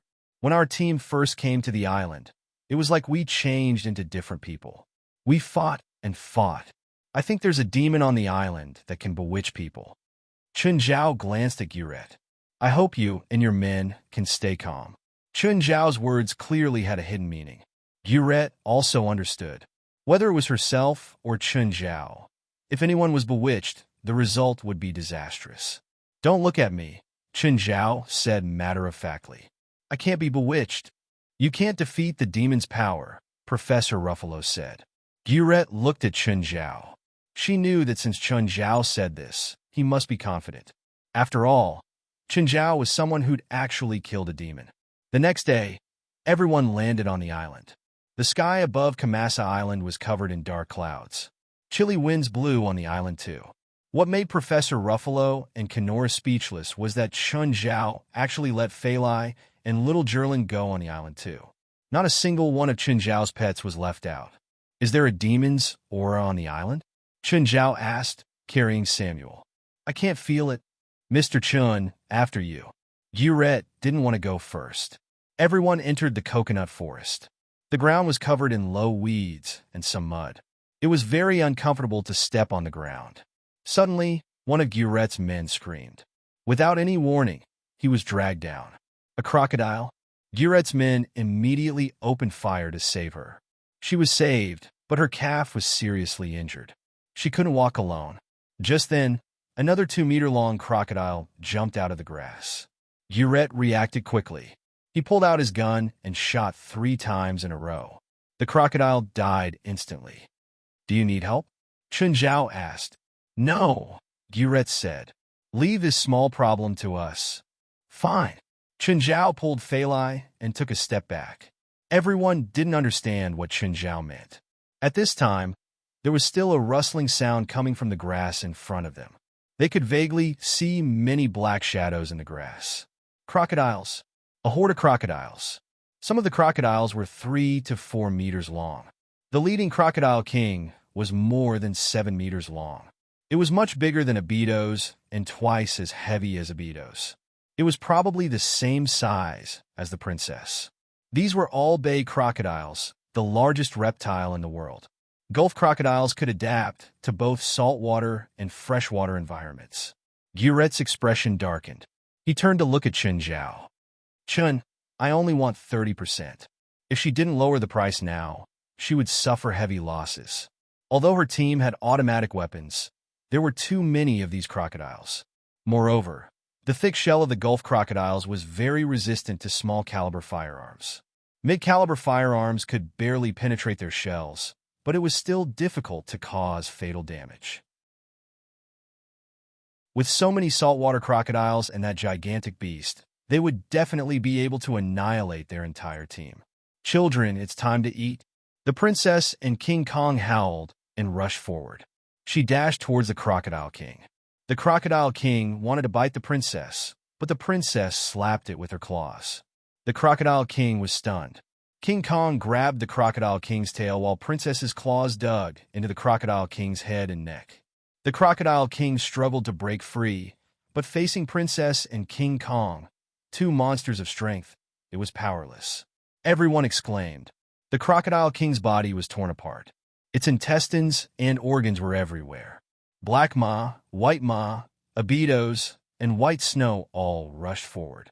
This wasn't an evenly matched battle. It was a one-sided massacre. Connorus was already disgusted by the smell of blood. On the other hand, Walter stayed by Fei Lai's side. He wasn't weak either. However, Walter preferred to protect Fei Lai instead of rushing forward to kill. Seeing that they couldn't win and that even their boss had been killed, the crocodiles didn't dare to fight anymore. They turned and ran. Stop chasing, Chun Zhao called. They're protected animals. You've killed more than half of them, and now you're thinking about protected animals? Everyone rested where they were. Chun Zhao helped the injured female pirate bandage her wounds. You didn't tell me that there are crocodiles on this island, Chun Zhao said to Professor Ruffalo. Ruffalo looked at Chun Zhao helplessly. I didn't know we'd encounter crocodiles. Chun Zhao furrowed his brows. How far is the treasure? It's on that mountain. Professor Ruffalo pointed to a mountain not far away.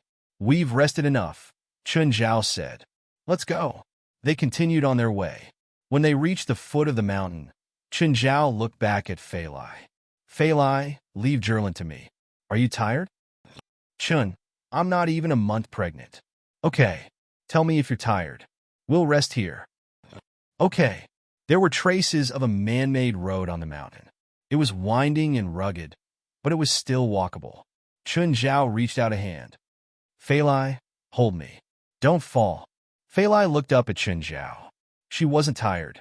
She wasn't tired, but she knew that Chen Zhao was still worried about her. She couldn't help but feel warm inside. You just need to take care of Zhilin. I can take care of myself. Hold me? Chen Zhao stared at Fei Lai unrelentingly. Fei Lai couldn't change Chen Zhao's mind. If she didn't reach out, Chen Zhao wouldn't leave. Helplessly, Fei Lai could only hold Chen Zhao's hand. Fei Lai, how about we buy an island when we're rich in the future? When we're free, we can take a vacation there and invite friends and family to our private island. Actually, your current wealth is enough to buy an island, Fei Lai said. Normally, an island was only a few $1,000,000. However, it wasn't big. It was probably smaller than Mirror Lake. The team's journey was peaceful. They didn't encounter any danger. They went straight to the top of the mountain. There was a cave there. Everyone looked at Professor Ruffalo. The gold is in the cave. Where's the relic? Where's the bewitching curse? Chen Zhao said in disappointment. Why didn't anything happen? I'm disappointed. Chun, how much do you want something to happen? Everyone entered the cave. In an instant, a burst of golden light blinded everyone's eyes. The entire cave was covered in gold. But at this moment, Samuel said something that dampened the mood. So much demon gold. And it's been cursed with the spirit of speech, Beelzebub said. It wasn't gold. It was demon gold. Fei Lai, we might have come here for nothing. Why? Fei Lai asked, confused. Can't we take the gold? Yes. Chen Zhao could resist curses. Fei Lai had a little demon to protect her, and Zhilin also had a little angel to protect her. The three of them were extremely effective against curses. He couldn't do anything about the spirit of speech. Of course, the most important thing was that demon gold looked very similar to gold.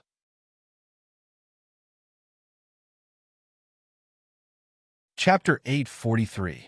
Not only was it worthless demon gold, but it was also enchanted with spiritual words.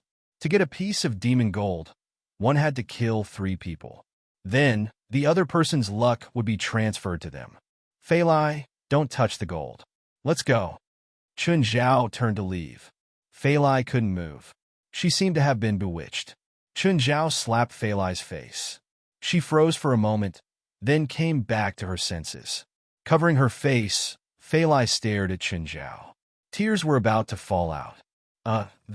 It was Chen Zhao's first time hitting Fei Lai. He had never thought that he would hit her. The first gunshot rang out. The killing had already begun. Including Professor Ruffalo and Kenoris, they were also in battle. Everyone was bewitched. They started killing each other crazily. Kenoris grabbed a piece of demon gold and smashed it hard on Professor Ruffalo's head. Fei Lai, let's go. With a serious expression, Fei Lai turned to leave. The sounds of fighting in the cave lasted for a long time. When everyone walked out of the cave, they were all covered in blood. They had gradually woken up from their madness. Kenoris held a piece of demon gold in her hand. She had a faint smile on her face. There were either tears or blood at the corners of her eyes. Another person walked out, also covered in blood. Then Guret walked out. She was very clean, but she held a bloody piece of demon gold in her hand. The people who walked out were all very calm. The sorrow in their bodies and hearts made them unable to summon any strength to fight. Chen Zhao looked at them and frowned. This wasn't a relic. It was a trap. Chun, was I like them just now? Fei Lai asked. Does it still hurt? Chen Zhao looked at Fei Lai with heartache. He had never thought that he would hit Fei Lai. A little. Including Kenoris and Guret, there were 5 people who came out.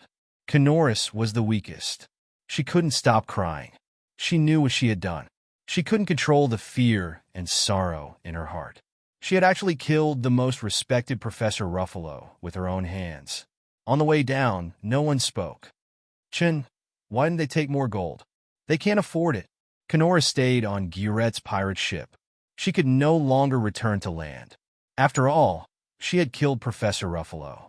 Chen Zhao and Fei Lai also started their journey back. However, he didn't understand why Fanity would give him the map.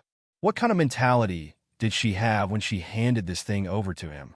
Without a doubt, this was definitely not something good. Fanity wanted to use this to frame him? It didn't seem to make sense. She should have understood that this kind of trap wouldn't be able to kill her. Instead, it would make him hate her. Citibank Irvine headquarters, Mr. Churchill. Thank you for coming. Amira shook hands with Churgis. Please come in. After 2 days, Amira finally made an appointment with Churchill. Compared to TV, Churgis looked fatter in real life. Churchill, who had kept his sunglasses on, rubbed his nose. I'm not going in. What? Why? Churgis looked up at the outer layer of the building and shook his head. This place is filled with misfortune. Misfortune? Amira's expression changed slightly. Mr. Churgis, what did you see? Misfortune? Amira looked at the building. She didn't sense anything. Okay, Ms. Amira, Churgis said. I should go now. Mr. Churgis, please wait. Amira hurriedly stopped him. Ms. Amira, you want me to help you solve something in this building, right? Amira nodded. Yes, Mr. Churgis. What did you find? Please tell me the truth. Depraved, dark, gloomy, filthy, and filled with evil. This is an evil spirit. It's killing people. Suddenly, a person descended from the sky and landed beside Churgis and Amira. Amira was scared out of her wits. At this moment, she finally believed it. She believed the ghost. She believed Churgis' words. Mr. Churgis, please help me get rid of the evil spirit here. Please help me. I don't care how much it costs. Churgis looked at the corpse. A moment later, he said, $100,000. Okay, no problem. When? Amira asked. Tonight, at 12. Tonight? The bank isn't open at night, Amira said. Then I can't help you. Please find someone else, Ms. Amira. Wait, I'll think of something. Tonight? Churgis nodded and turned to get into his MPV. His manager, Chadwick, was in the business class. Chadwick, this is bad. There really is an evil spirit in this building. Just now, someone jumped and fell right in front of me. What should I do? What should I do? Churgis showed his true colors as soon as he returned to the car. At this moment, Churgis didn't look calm at all. His face was full of panic. Churgis, calm down. Don't be so excited. This is all fake. It's just a coincidence. Chadwick comforted Churgis. There are no evil spirits or demons in this world. It's just what those idiots made up. But I really don't feel well. Let's give up on this deal. How can you do that? Think about it.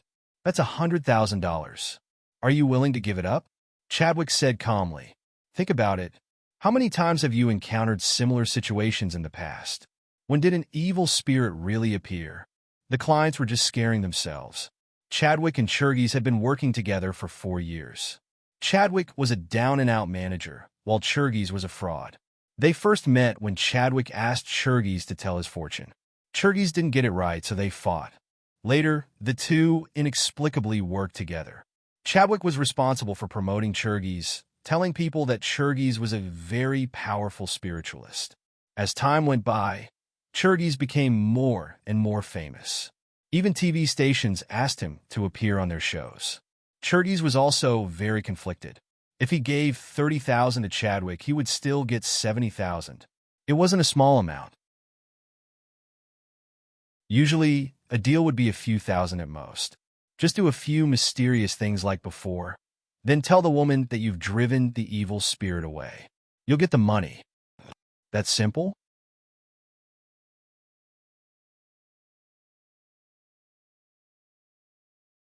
Chapter 844. Mr. Churgis, I'm at the entrance of the bank. Are you there? Amira asked, holding the phone. I'm here. Churgis walked out of the darkness. Amira was startled. Mr. Churgis, why are you here? Shoo, keep your voice down. Churgis made a shushing gesture. It had to be said that this way of appearing gave off a strong sense of mystery. It would also make his clients more convinced of his identity. In fact, this was all prepared for him by the team behind him. Under the night sky, covering himself with a piece of black cloth, and then suddenly putting it away could easily create the illusion of a sudden appearance. Come with me. I'll take you in. This was a bank, after all, even though Amira was not taking Churgis to the business office. Without her leading the way, Churgis would never be able to enter. Amira led Churgis into the bank and glanced at him. Which floor are we going to now? The 13th floor. In China, many buildings would avoid the 4th floor and directly remove it, especially in some residential areas. In foreign countries, most people avoided the 13th floor, and the way they did it was the same as in China. "There's no 13th floor," Immerse said. "No, there is. I can feel it. It's hidden on the 13th floor." Immerse frowned. "Are you sure there's a 13th floor in this building? Or are you talking about the 14th floor?" "Yes, the 13th floor." Of course, Choji hadn't become so famous just by relying on his glib tongue. Every time he accepted a commission from a client, he and Chadwick would investigate the client. Take Amira, for example. They had investigated her beforehand. That was why they only accepted Amira's commission on the third day. They knew what had happened in the building in the past month. They also knew the basic information of the building. Of course, the so-called basic information was not something that ordinary people would notice. For example, there were actually 13 floors in this building. However, the elevator did not reach them because the 13th floor was designed as a water supply room. "Let's go to the 12th floor first," Churgis said calmly. When they reached the 12th floor, Churgis tapped his forehead with his finger. "It's close. I can feel it. This way." On the 12th floor, Churchill twisted and turned until he came to a closed door. "Do you have a key?" Churchill asked. "No. I didn't even know there was a door here." Amelia was the general manager, and she was in charge of the entire building. How could she possibly care about the keys? What's more, most of the building was equipped with electronic locks. The business hall below had an even higher level of defense, and the vault below the business hall had a nuclear level of defense. "It's okay." Chu Jis touched the lock and pulled it. The iron lock was unlocked. "How did you do it?" Amelia asked in surprise. Behind the door was a staircase. Amira did not know that there was such a staircase here, and it only went up, not down. When they arrived at the 13th floor, the entire floor was soaked wet. He could only vaguely hear the sound of water dripping. The lighting was also very dim, giving people a very uncomfortable feeling. Churgis suddenly waved his hand. "Stop!" Amira immediately stopped. Churgis said, "I'm not talking to you. Didn't I tell you?" All of a sudden, Churgis spilled a cloud of powder. The moment the powder came into contact with the air, it exploded. A woman's scream came from the originally quiet floor. Amira was startled, and her face turned pale. "What's going on? What just happened?" "It's fine now," Churgis said indifferently. "There was a woman's lingering resentment here, and I've completely eliminated it." "Is it done?" "Yes, it's all done. There won't be any more problems." Churgis looked confident. "Thank you. I'll transfer the payment to you." Amira's body and mind immediately relaxed. It was finally done. Just as the two were about to leave the 13th floor, a cry came from behind them.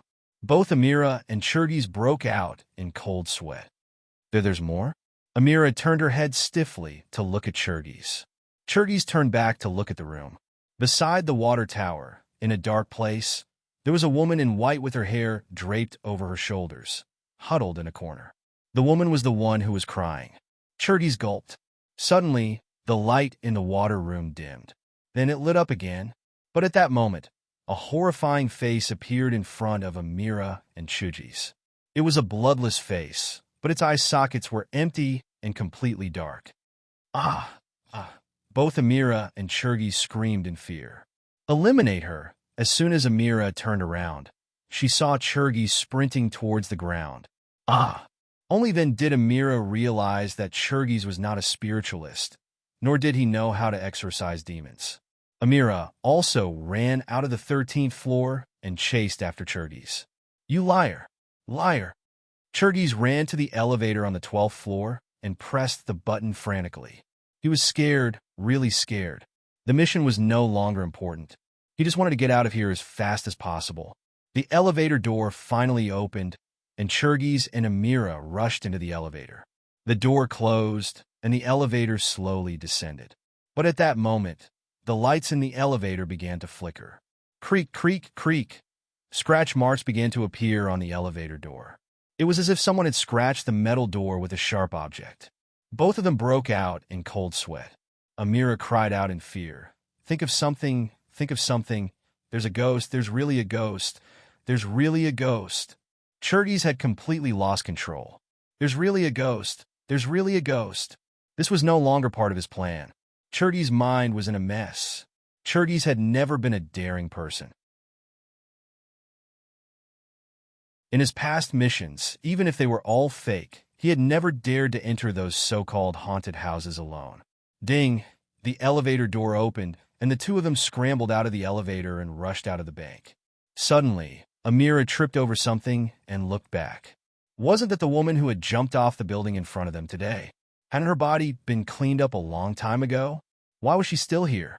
At this moment, the corpse began to crawl up slowly.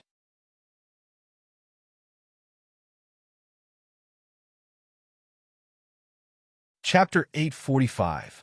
Amira was horrified. Church Jazz pulled Amira to his side. What are you waiting for? Run! As Amira was running, she did not forget to look back at the employee who had jumped off the building. The female employee was still swaying as she strolled in her direction. At that moment, Amira suddenly noticed that a car was heading toward her. Turning around, she saw that the one in the car was the evil ghost she had encountered on the 13th floor. The female ghost had a ferocious look on her face. She gripped the steering wheel, and a crazed expression appeared on her face. The car was traveling at least 150 kilometers per hour. If someone were to be hit at such a speed, they would definitely die. I'm dead. Church Jais felt his legs turning to jelly. 20 meters, 10 meters, 5 meters. At that moment, a fireball suddenly fell from the sky. Boom! The fireball landed on the hood of the car that the female ghost was driving. With a loud noise, the car rolled forward and flipped over Church Jais and Amira's heads. Church Jais and Amira's mouths were wide open, their faces filled with shock. A tall woman wielding a great sword was standing in the same place. The female ghost rushed out from the car and pounced at the woman. The woman's fist suddenly burst into flames, and she punched the female ghost's head. In an instant, the female ghost's head was crushed and her spirit body began disintegrating. Shock was written all over Church Jais and Amira's faces. Are we saved? Amira looked at the woman, her eyes filled with stars. There is indeed something wrong with this building. Gaia looked at the headquarters of the bank before turning to look at Amira and Church Jais. Are you two all right? Don't walk around at a time like this, especially in an unsafe place like this. Madam, Amira stepped forward. I'm not married. Gaia's expression immediately turned ugly. It was very impolite to call an unmarried woman madam. Sorry. Children, let's go home. I'm the general manager of this bank. Besides, I am not a child. Amira quickly stated her identity. Gaia ignored Amira and raised her head to look at the building before her. Suddenly, Gaia moved. Like a ferocious tiger, Gaia charged toward the building. But at that moment, a gust of air formed by evil spirits gushed out from the entrance of the building. Like a torrent, it directly hit Gaia's body. Then, Gaia flew backward and hit the wall on the opposite side of the road. Amelia and Chujis were so scared that they almost peed their pants. Wasn't this place too scary? Originally, they thought that a savior had come, but in the end, they were sent flying by a single blow from the evil spirit. Flying so far away, that woman was dead for sure, right? At this time, Gaia stood up again and patted the dust off his body. Immediately after, flames appeared on Gaia's body along with the great sword in her hand. At this moment, Gaia was on the verge of exploding. Her fighting spirit, and state were all completely released after that blow. Gaia was like a cannonball, directly shooting towards the entrance of the building. Evil spirits surged out from the entrance of the building again, crashing into Gaia. But this time, Gaia was not sent flying. Gaia's flaming great sword slashed down. Bang! The torrent of evil spirits was split apart by Gaia. Amira and Churchill covered their mouths, their eyes filled with disbelief. But Gaia did not last until the end. Her body was sent flying again. She landed in front of Amira and Churchill. Amira hurriedly helped Gaia up. Are you okay? I'm fine. Gaia twisted her neck and took out her phone. She realized that her phone was broken.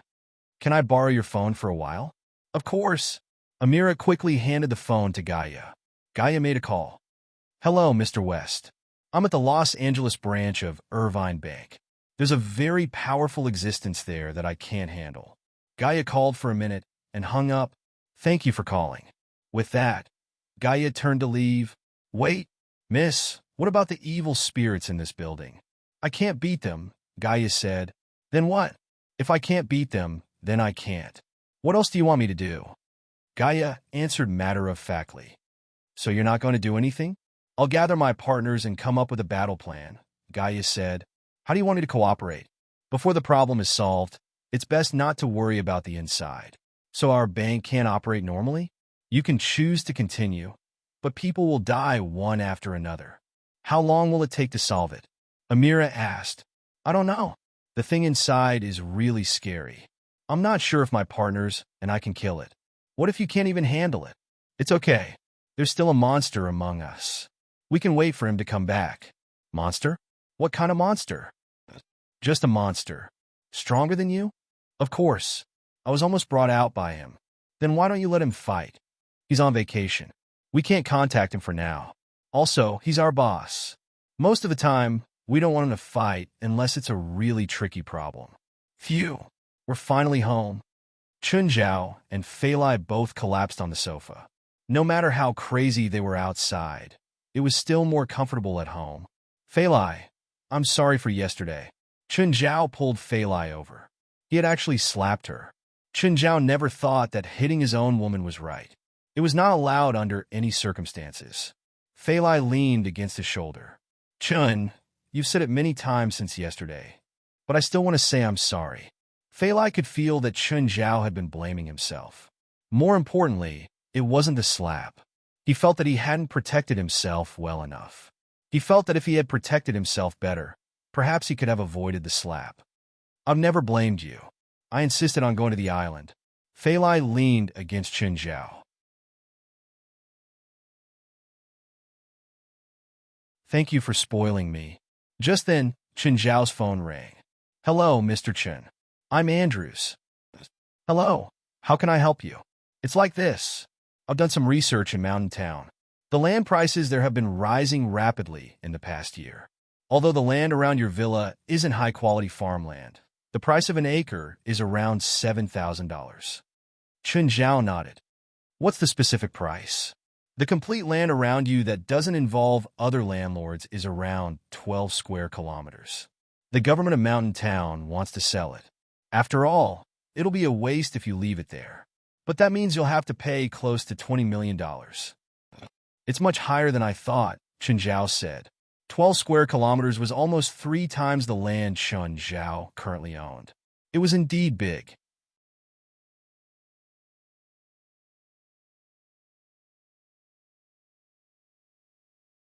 Chapter 846. Mr. Chun, I'll try my best to lower the price, Andrews said. How much money can you help me save? Chun Zhao said. You can take 5% as your commission. He couldn't make a cow work and not give it grass. How much Andrews could lower the price would depend on his ability. As for how much the bank could lower the price, there were too many ways, especially super banks like Citibank. For example, they could tell the local government that if they wanted to get a loan from their bank, they had to give them preferential treatment in certain transactions. This was their trump card. For a government like Mountain Town that didn't have many resources or industries, they had to rely on bank loans. Many things needed to rely on bank loans, but if a company like Citibank gave the Mountain Town government a bad loan evaluation, then the Mountain Town government was likely to go bankrupt. So, the government couldn't ignore Citibank's request. How much they could lower the price would depend on Citibank's ability. Yes, Mr. Chun, I'll try my best. Andrews's tone was still calm, but his heart was beating wildly. In a transaction worth tens of millions of dollars, a trader or accountant's biggest income was the commission. In most cases, a commission of 1% or 2% was already considered the maximum. But Chun Zhao gave him a 5% commission. He had to work hard. In many cases, an accountant like him would not make a profit for half a year, but when he did, he would make a living for half a year. When they got home, both Chun Zhao and Fei Lai were very tired. But Jerlin was as active as usual. She didn't know what fatigue was at all. Of course, This was also because she slept most of the time. After that, she ate and played. Fei Lai went to sleep early. Chen Zhao was still holding the scroll and the metal container that contained it. What was Fanity's goal for giving him this? He couldn't get through to her. If Fanity wanted to harm him, it didn't seem meaningful. Back then, Fanity could kill Carlo with one shot under those circumstances. This meant that Fanity was an extremely calm person. She wouldn't be emotional. As for deep hatred, there was no such thing. So, Chen Zhao didn't believe that she'd give him a random thing and use it to harm him. Kamesa Island was a trap. It might be dangerous for normal people, but it didn't threaten him at all. Therefore, he could rule out the possibility of Fanity using this to harm him. In that case, she must have other motives for luring him to that island. Or did he miss out on some information? Chen Zhao wasn't sure. The next day, Chen Zhao and Fei Lai were exercising in the morning. Their routine was basically swimming. At this moment, a call came in. After receiving a notification from the butler system, Chen Zhao returned to the shore and picked up the call. It was Evely. They hadn't contacted each other for a long time. Chun, do you remember what you promised me? Did I promise you anything? Why don't I remember? Could it be that I've made a solemn vow to you before? You said that before the World Championship, you would help me train for 10 days. In the end, you stood me up. It seems that you didn't inform me in time. Do you know how busy I am? If you didn't take the initiative to remind me, how would I know if you wanted to train? So it's my fault? Clearly it's your fault, Chen Zhao replied. Then I want to train now. The World Championship is over. Why are you still training? I didn't break the men's world record. Are you planning to humiliate us men to the point where we have no face left? If you think that I humiliated you men, you can participate in the competition yourself. I think that with your ability, you can definitely make your men proud. All right, I'm not that bored. Are you willing to help or not? What competition do you have next? In November, there's a World Championship Celebrity Invitational. I'm the world record holder now, so I'm also invited. I also plan to break the men's world record in the Celebrity Invitational. My girlfriend's pregnant. I don't have much time. 10 days, $2 million. Starting from today? Are you in LA? Fuck, Evely cursed. Huh? You know that word? I've been learning Chinese recently. Okay, where are you now? I'm at the North Beach Natatorium. How come I don't know this place? Chen Zhao asked, confused. It's a high-end natatorium. I've been training here recently. I don't understand. What's the difference between a so-called high-end natatorium and a regular one? Don't you know that the difference in water quality has a lot to do with a swimmer's performance? Your performance didn't depend on the water quality, Chen Zhao said, unconcerned. Hurry and come over. Stop nagging. Fine. After hanging up, Chen Zhao said to Fei Lai, who was on the lake, Fei Lai, I'm going out to earn money. Fei Lai waved her hand, indicating that she heard. Chen Zhao drove and found the North Beach Natatorium according to the GPS. Not to mention the facilities inside. Just the architectural style of the natatorium was enough to tell that it was expensive. As soon as Chen Zhao got out of the car, someone bumped his shoulder. Turning around, he saw that it was a high-ranking official from Citibank. His name seemed to be Amira. Seeing Chen Zhao, Amira was also stunned. Sorry, Amira didn't know Chen Zhao's name. He only knew that Chen Zhao was a client of their bank. Chen Zhao nodded, but after walking for a while, he realized that Amira seemed to be heading in the same direction as him. At the entrance of an indoor natatorium, Amira looked at Chen Zhao. Sir, you've been following me all the way. Ah, Chen Zhao was helpless. I'm also coming to this pool. Amira furrowed his brows. Sir, this swimming pool has already been booked, so your excuse is completely meaningless. Just then, Evely poked her head out. Sister Amira, you're here. Chun, you're finally here. Amira was surprised. You know him? He's the coach I hired. Amira looked at Chen Zhao. You're a swimming coach? Temporary. Sorry, I misunderstood you just now. Amira apologized perfunctorily. Temporary swimming coach? She wanted to see how special Chen Zhao's temporary swimming coach was. Right now, almost all the swimming coaches in the country were lined up for Evely to choose. She was the world champion, the world record holder, and the first woman to swim the 800-meter freestyle for 8 minutes. With all these accolades, Amira was practically the Usain Bolt of the swimming world. Her condition had always been very stable. As long as she participated in a competition, she would always win.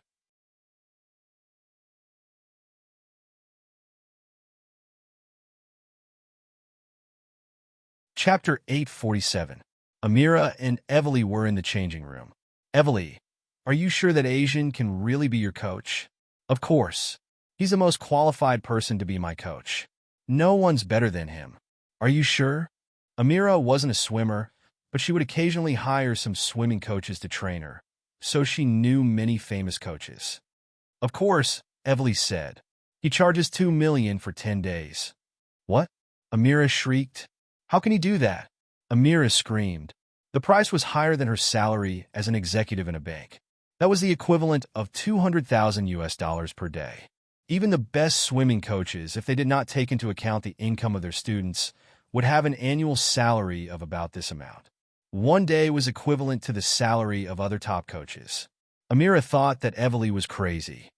I went through a lot of trouble to get this.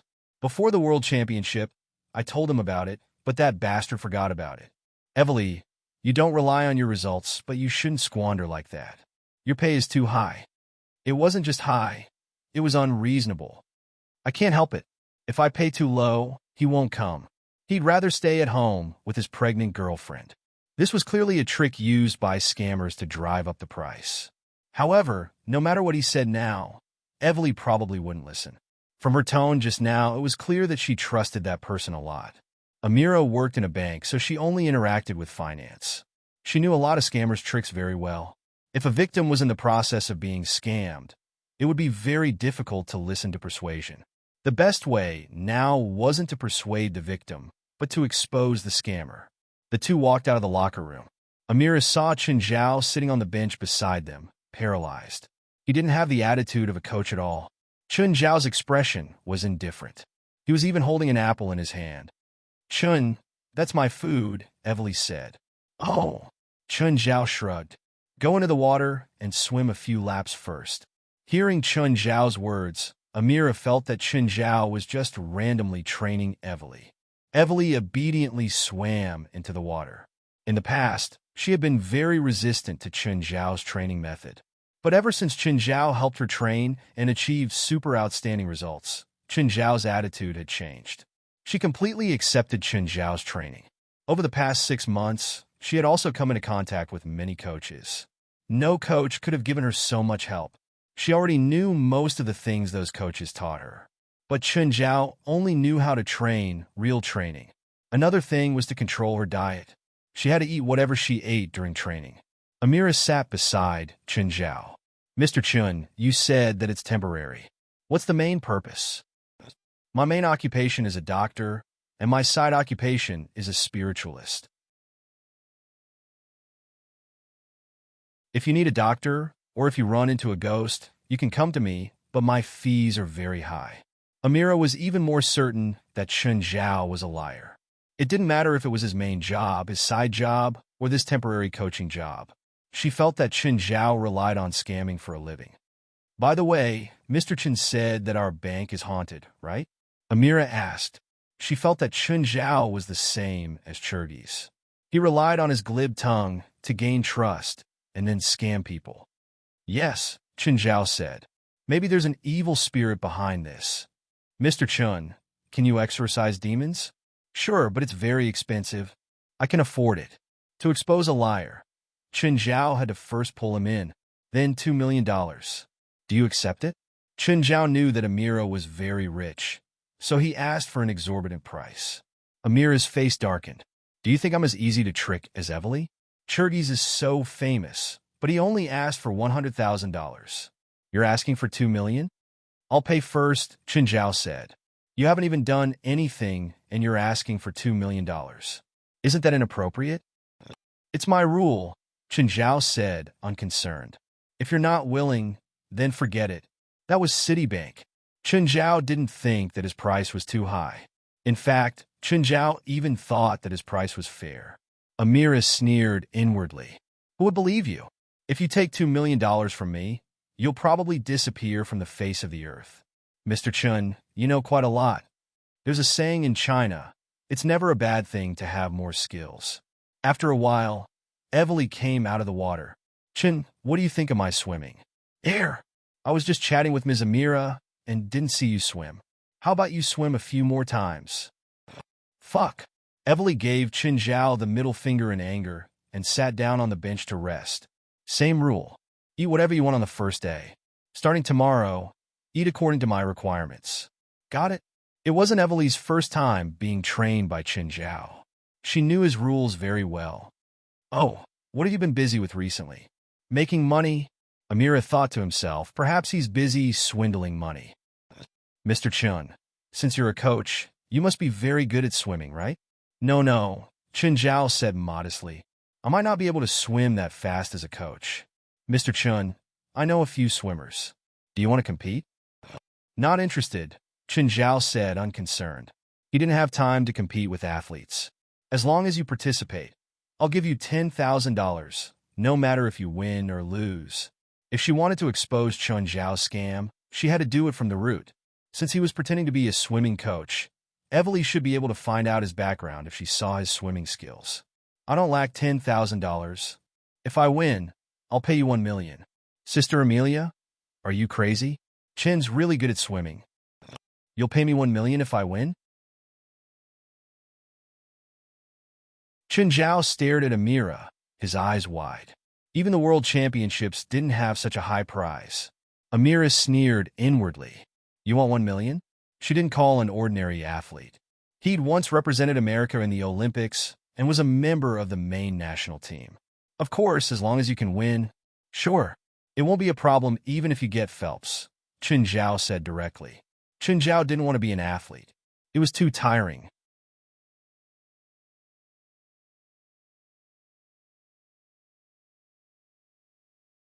Chapter 848. Which distance are you good at? Amira asked. I'm good at everything. Even if you call a triathlete, I'll still win. Triathlons included swimming too. It was a super long distance one, 5 kilometers. Amira thought that Qin Zhao was being stubborn. Maybe he didn't think he could find a professional athlete. You mean any swimming event? You think you can beat anyone? Of course, Qin Zhao said nonchalantly. If you're willing to pay $1 million for every match, find as many people as you want and I'll compete in a few matches, Qin Zhao said nonchalantly. Sister Amira, don't compete with Qin, Evely hurriedly said. You can't beat him. If it was just $1 million, it would be fine if Qin Zhao won it. But if Amira really agreed to Qin Zhao's request, she probably wouldn't just win $1 million. Others might not know, but Evely knew Qin Zhao's ability very well. But when she said that, Amira was even more indignant. So you're saying that you can beat an entire swimming team if I bring them here? If I lose, it'll be my loss. Then what if you lose? If I lose, I'll also pay $1 million, Qin Zhao said. That's what you said? Amira sneered inwardly.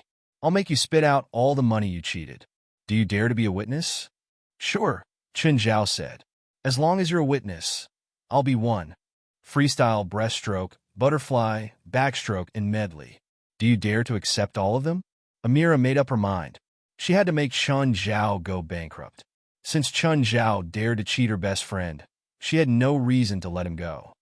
Sure, I don't mind making more money, Qin Zhao said calmly. As long as you can afford it. You can have as many races as you want. Are you sure you want to have so many races in a day? Amira asked. I'm very sure. Evely covered her face. Sister Amira, don't you want to reconsider? Evely, I brought someone from the national swimming team. They're training in Los Angeles recently. I can't think of any possibility that they'll lose. Amira looked at Qin Zhao. As long as he doesn't pee his pants. How about this? As long as it's a race of 200 meters or more, I'll give you at least 50 meters. Evely widened her eyes at Qin Zhao. She didn't expect him to be so arrogant.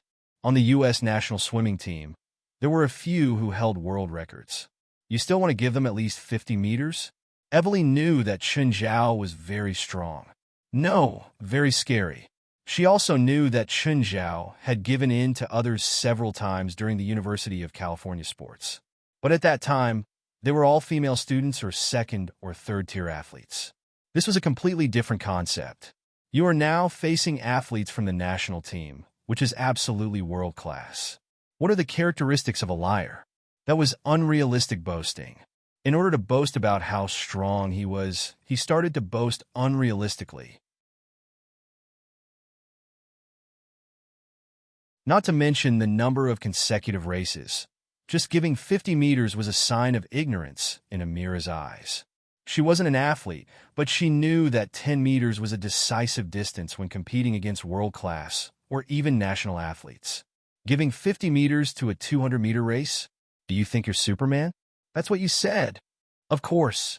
Then if I find a notary, can I write it in the notarization too? Of course. With that, Amira went to make the call. Evely glanced at Chinzhao. Are you confident? Sister Amira definitely won't find an ordinary person.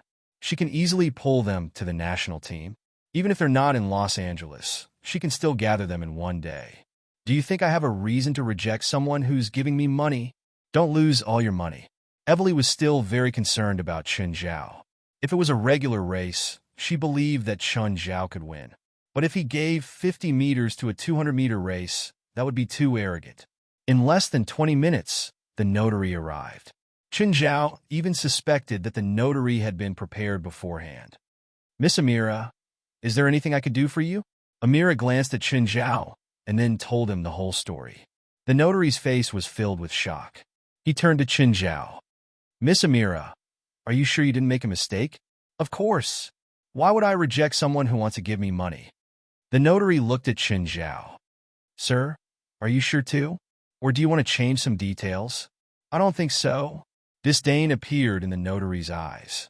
This Asian wanted to challenge the U.S. swimming team, and he wanted to give up points. Was he looking down on the U.S. national team? Actually, Evely was also on the U.S. national team. However, she didn't have much confidence in Chinzhao now. After all, Chinzhao's words were too confident, almost to the point of arrogance. The notary quickly drafted the VM agreement. Then, please sign it. Since he was here, it meant that the VM was legally binding. Chinzhao and Amira both signed their names. The notary also signed his name. The agreement was officially in effect. It didn't take long before the swimming team arrived. Uncle, Amira hugged the coach directly. Darling, did you say someone wants to challenge my kids? Amira pointed at Chinzhao. That guy. Which event is he swimming in? He said he's all-rounder, and he can defeat the entire team alone. Young man, do you know what you're saying?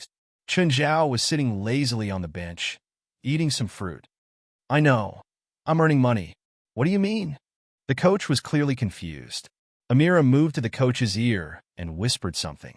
The coach looked at Chinzhao. Kid, you're too arrogant. He'd already changed the way he addressed Chinzhao from young man to kid. Clearly, he was already quite dissatisfied with Chinzhao. 200 meters, or more than 200 meters, directly give up 50 meters. This was a complete insult to his team. I don't need you to do that, the coach said coldly. As long as you can beat any one of them, it's my loss. Although the coach said that, he didn't mean what he said. After all, Chinzhao wasn't betting against him, but Amira.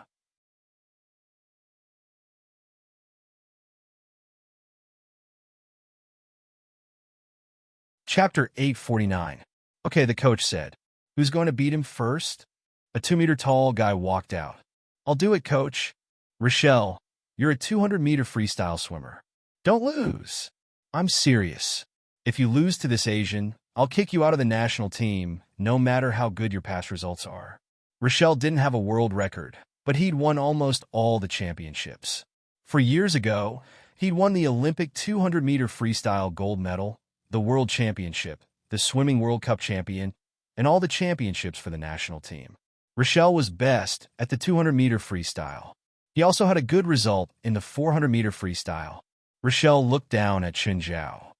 Asian, do you want me to give you a handicap of 50 meters? I don't mind, Chinzhao replied, smiling. Rochelle, a competition is a competition. Even if it's not a formal competition, you have to be serious, the coach reminded. Come here, Asian, Rochelle called out provocatively. Let me teach you a lesson. Chinzhao stood on the platform, chewing on the apple in one hand. Kid, you're going to die. You're still eating? Chen Zhao placed the apple beside the platform and looked at Evely, who was in charge of the starting pistol. Ready? Evely raised the pistol. Bang! As expected, Rochelle jumped in immediately. He was just saying that he would give Chen Zhao a handicap of 50 meters. He wanted to crush Chen Zhao with absolute strength. As promised, Chen Zhao stood on the platform. He didn't jump in until Rochelle turned around at the first 50 meters. That's a non-standard entry. The national coach looked disgusted. Chen Zhao surfaced at 15 meters. There was a rule for diving distance in formal competitions. It couldn't be more than 15 meters. So fast. Chen Zhao's speed finally exploded. Every time he swam, he'd move a long distance forward. Most of the people present were professional swimmers. They were very sensitive to speed. Even without a stopwatch, they could roughly estimate a person's speed in the water. Chen Zhao was very fast. He finished the first 50 meters in the blink of an eye. Did he use 20 seconds just now? Definitely. The world record is only 91 seconds. He can't break the world record. I feel like he didn't even use 20 seconds. My senses must be wrong. Evely held the stopwatch. She knew Chen Zhao's speed better than anyone else. Chen Zhao took 66 seconds for the first 50 meters. This meant that Chen Zhao had already broken the world record in the first segment. Before Rochelle could finish the second section, Chen Zhao had already passed him. Everyone's jaws dropped, and their faces were filled with shock. Evely's eyes were filled with shock. This was because Chen Zhao's speed in the second section was even faster than the first. Including the time he took to turn, he only took 61 seconds. What a terrifying speed. However, he slowed down in the third stretch of 50 meters. Chen Zhao wanted to win, not scare his opponent away. If he scared them away, there would be nothing left to play with. Seeing Chen Zhao slow down, Evely could not help but frown. What was going on? Usually, Chen Zhao wouldn't feel tired even if he swam a few kilometers. Why did he slow down so quickly this time? Was it because his stamina had deteriorated? At this moment, the coach shouted from the shore, "Rochelle, hurry up! He's out of energy. He's using all his energy to explode." Chen Zhao swam very easily. Rochelle quickly caught up to him. Chen Zhao sped up again and opened up a few more meters. In the third stretch of 50 meters, Chen Zhao was leading by 10 meters. Disbelief appeared in Amira's eyes. She did not think that Chen Zhao could really swim so fast. No, it was ridiculously fast. In the next 50 meters, Chen Zhao maintained his lead. He did not give Rochelle any chance to overtake him all the way to the finish line. Chen Zhao reached the shore first. Then, he sat on the diving platform and started eating an apple with his legs crossed. "Ms. Amira, I've already won $1 million. Thank you for your patronage." Chen Zhao smiled brightly at Amira. It seems that's all the American team can do. Everyone looked like they had eaten a huge pill. Rochelle climbed onto the shore in a daze. Lost? He had actually lost, and it was in a situation where he had given a 50-meter advantage to his opponent. How was this possible? Did Chen Zhao have the ability to break the world record? Rochelle did not have a world record, but he had the ability to approach it. But now, Chen Zhao had given him a 50-meter advantage and still won. This is impossible. You must have taken a stimulant. Rochelle pointed at Chen Zhao, unwilling to give up. Chen Zhao's expression was indifferent. Apples are very nutritious. Eat a few more before the race. Evely, do you have more apples? Everyone was speechless. Chen Zhao took the second apple. Rochelle, back off. Don't embarrass yourself there. The coach's face was green. He had realized that Chen Zhao was really capable. If there really was a stimulant that could increase one's speed by 50 meters, it would have been used long ago. Next, who's coming to die? Chen Zhao glanced at the national team. Me. The second person was the 50-meter freestyle swimmer, Kulun. Kulun was not very strong, but he felt that Chen Zhao should have used up all his strength.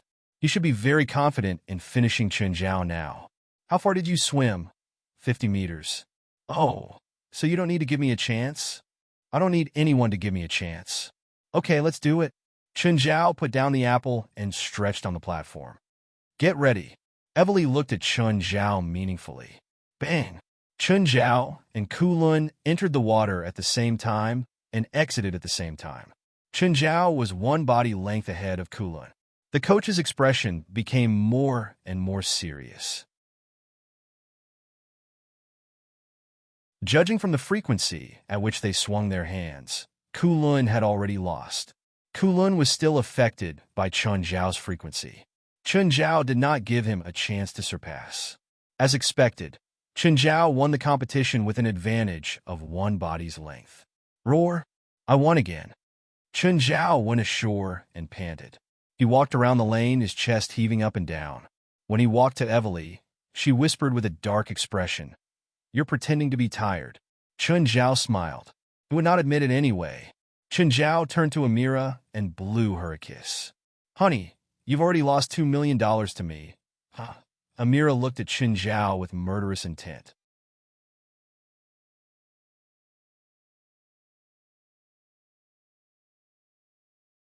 Chapter 850. There was a mistake. An outdoor triathlon is 5 kilometers, not 15 kilometers. Amira could already tell that Chen Zhao was really capable. At least in swimming, he was really strong. No matter how much she didn't want to admit it, she had to accept this fact. After all, Chen Zhao had beaten 2 athletes from the national team. Plus, Chen Zhao wasn't a professional athlete. He was just an amateur coach. But he had actually beaten 2 professional athletes, and in 2 different swimming events. But now, she could also see that Chen Zhao's stamina was starting to run out. So, competing with him in stamina was the best choice. Firstly, whether it was the 50m or 200-meter freestyle, he needed explosive power. After that, his stamina would definitely drop drastically. So, he might not have the stamina to finish the 5 kilometers in the triathlon. Also, even if he lost the triathlon, his stamina would drop to the limit. In the next race, he wouldn't have the stamina to fight anymore. This was also Amira's plan. Chen Zhao glanced at the other contestant. It was Kink. "I'll give you a handicap of 300 meters. Kunk looked at Chen Zhao calmly. "Thank you." After the race started, Chen Zhao really gave Kunk a handicap of 300 meters, which was 6 laps before going into the water. Amira felt that Chen Zhao was probably trying to recover as much stamina as possible, so he purposely gave him a handicap of 300 meters. This time, Chen Zhao didn't use super speed to surpass Kunk. Instead, he accelerated at a constant speed. After a whole 20 laps, which was a kilometer, Chen Zhao finally surpassed Kunk. Then he maintained a 50-meter advantage. A race of 5 kilometers was too long. Chen Zhao used 16 minutes to finish the whole race. Chen Zhao climbed out of the water with a victorious smile. However, Evely's gaze was different, because Chen Zhao had given Kunk a full handicap of 300 meters. Adding on the lead of 20 seconds, it was close to 3 minutes. If these 3 minutes were deducted, Chen Zhao would have broken another world record. By now, even the slowest person could feel that Chen Zhao's abilities were not to be underestimated. Not only was he fast, but his stamina was also monstrous. After competing in 3 completely different events, Chen Zhao won them all with an absolute advantage. That was enough to explain the problem. At this time, the national team coach no longer talked about kicking someone out of the national team. Because if he insisted on this idea, the men's national team would be disbanded today. Only Evely knew that Chen Zhao's stamina was much more than that. Chen Zhao looked at Amira provocatively. "The warm-up is over. Who wants to die now?" All the members of the national team stared at Chen Zhao angrily. "Allow me."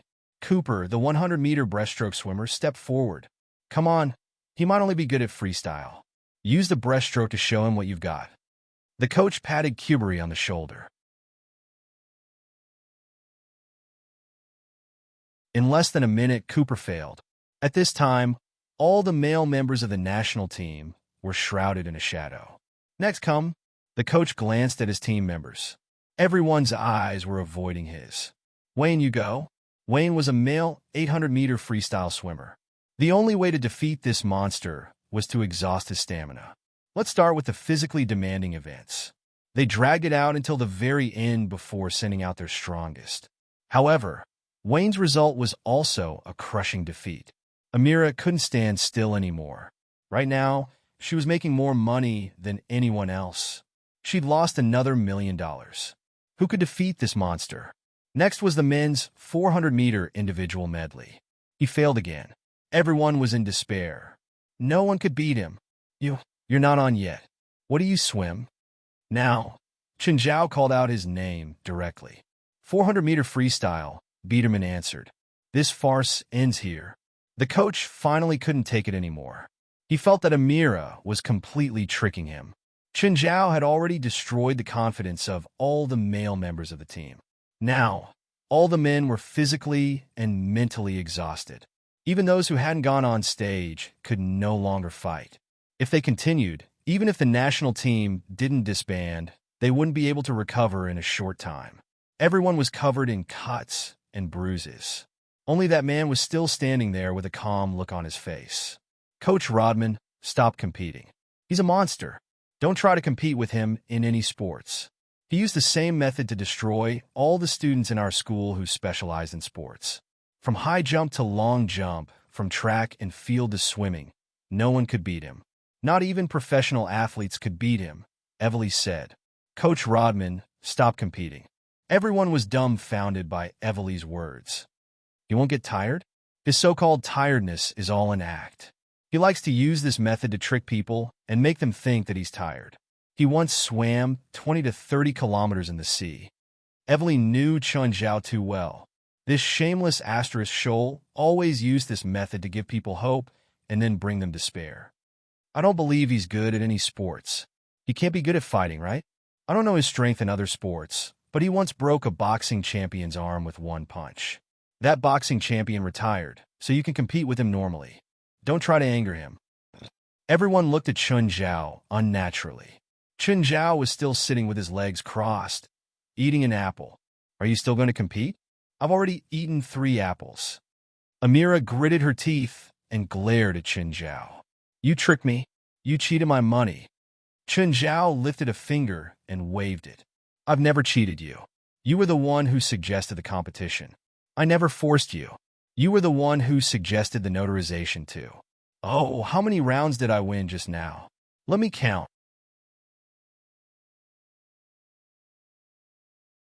50-meter freestyle, 100-meter freestyle, 200-meter freestyle. Chen Zhao counted with his fingers and then looked at Amira. I think there were only 9. Thank you for your patronage. That's $9 million in total. Amelia felt dizzy. She could afford $9 million, but she wasn't satisfied. Moreover, she'd lost $9 million in such a humiliating way. I'm so happy today. I met an idiot who had to give me $9 million for free. Chen Zhao looked at Coach Rodman. Sir, are your men really not going to compete? How about we discuss it? I'll give you $500,000 per round as compensation. That you're tuning into the Romance Rendezvous YouTube channel. We're so grateful for your support, and don't forget to subscribe to join us on this incredible journey through captivating stories. Your generosity through donations truly makes a world of difference, as it's the primary source of revenue that allows me to expand and enhance this channel for you. Thank you from the bottom of my heart for being a part of this adventure.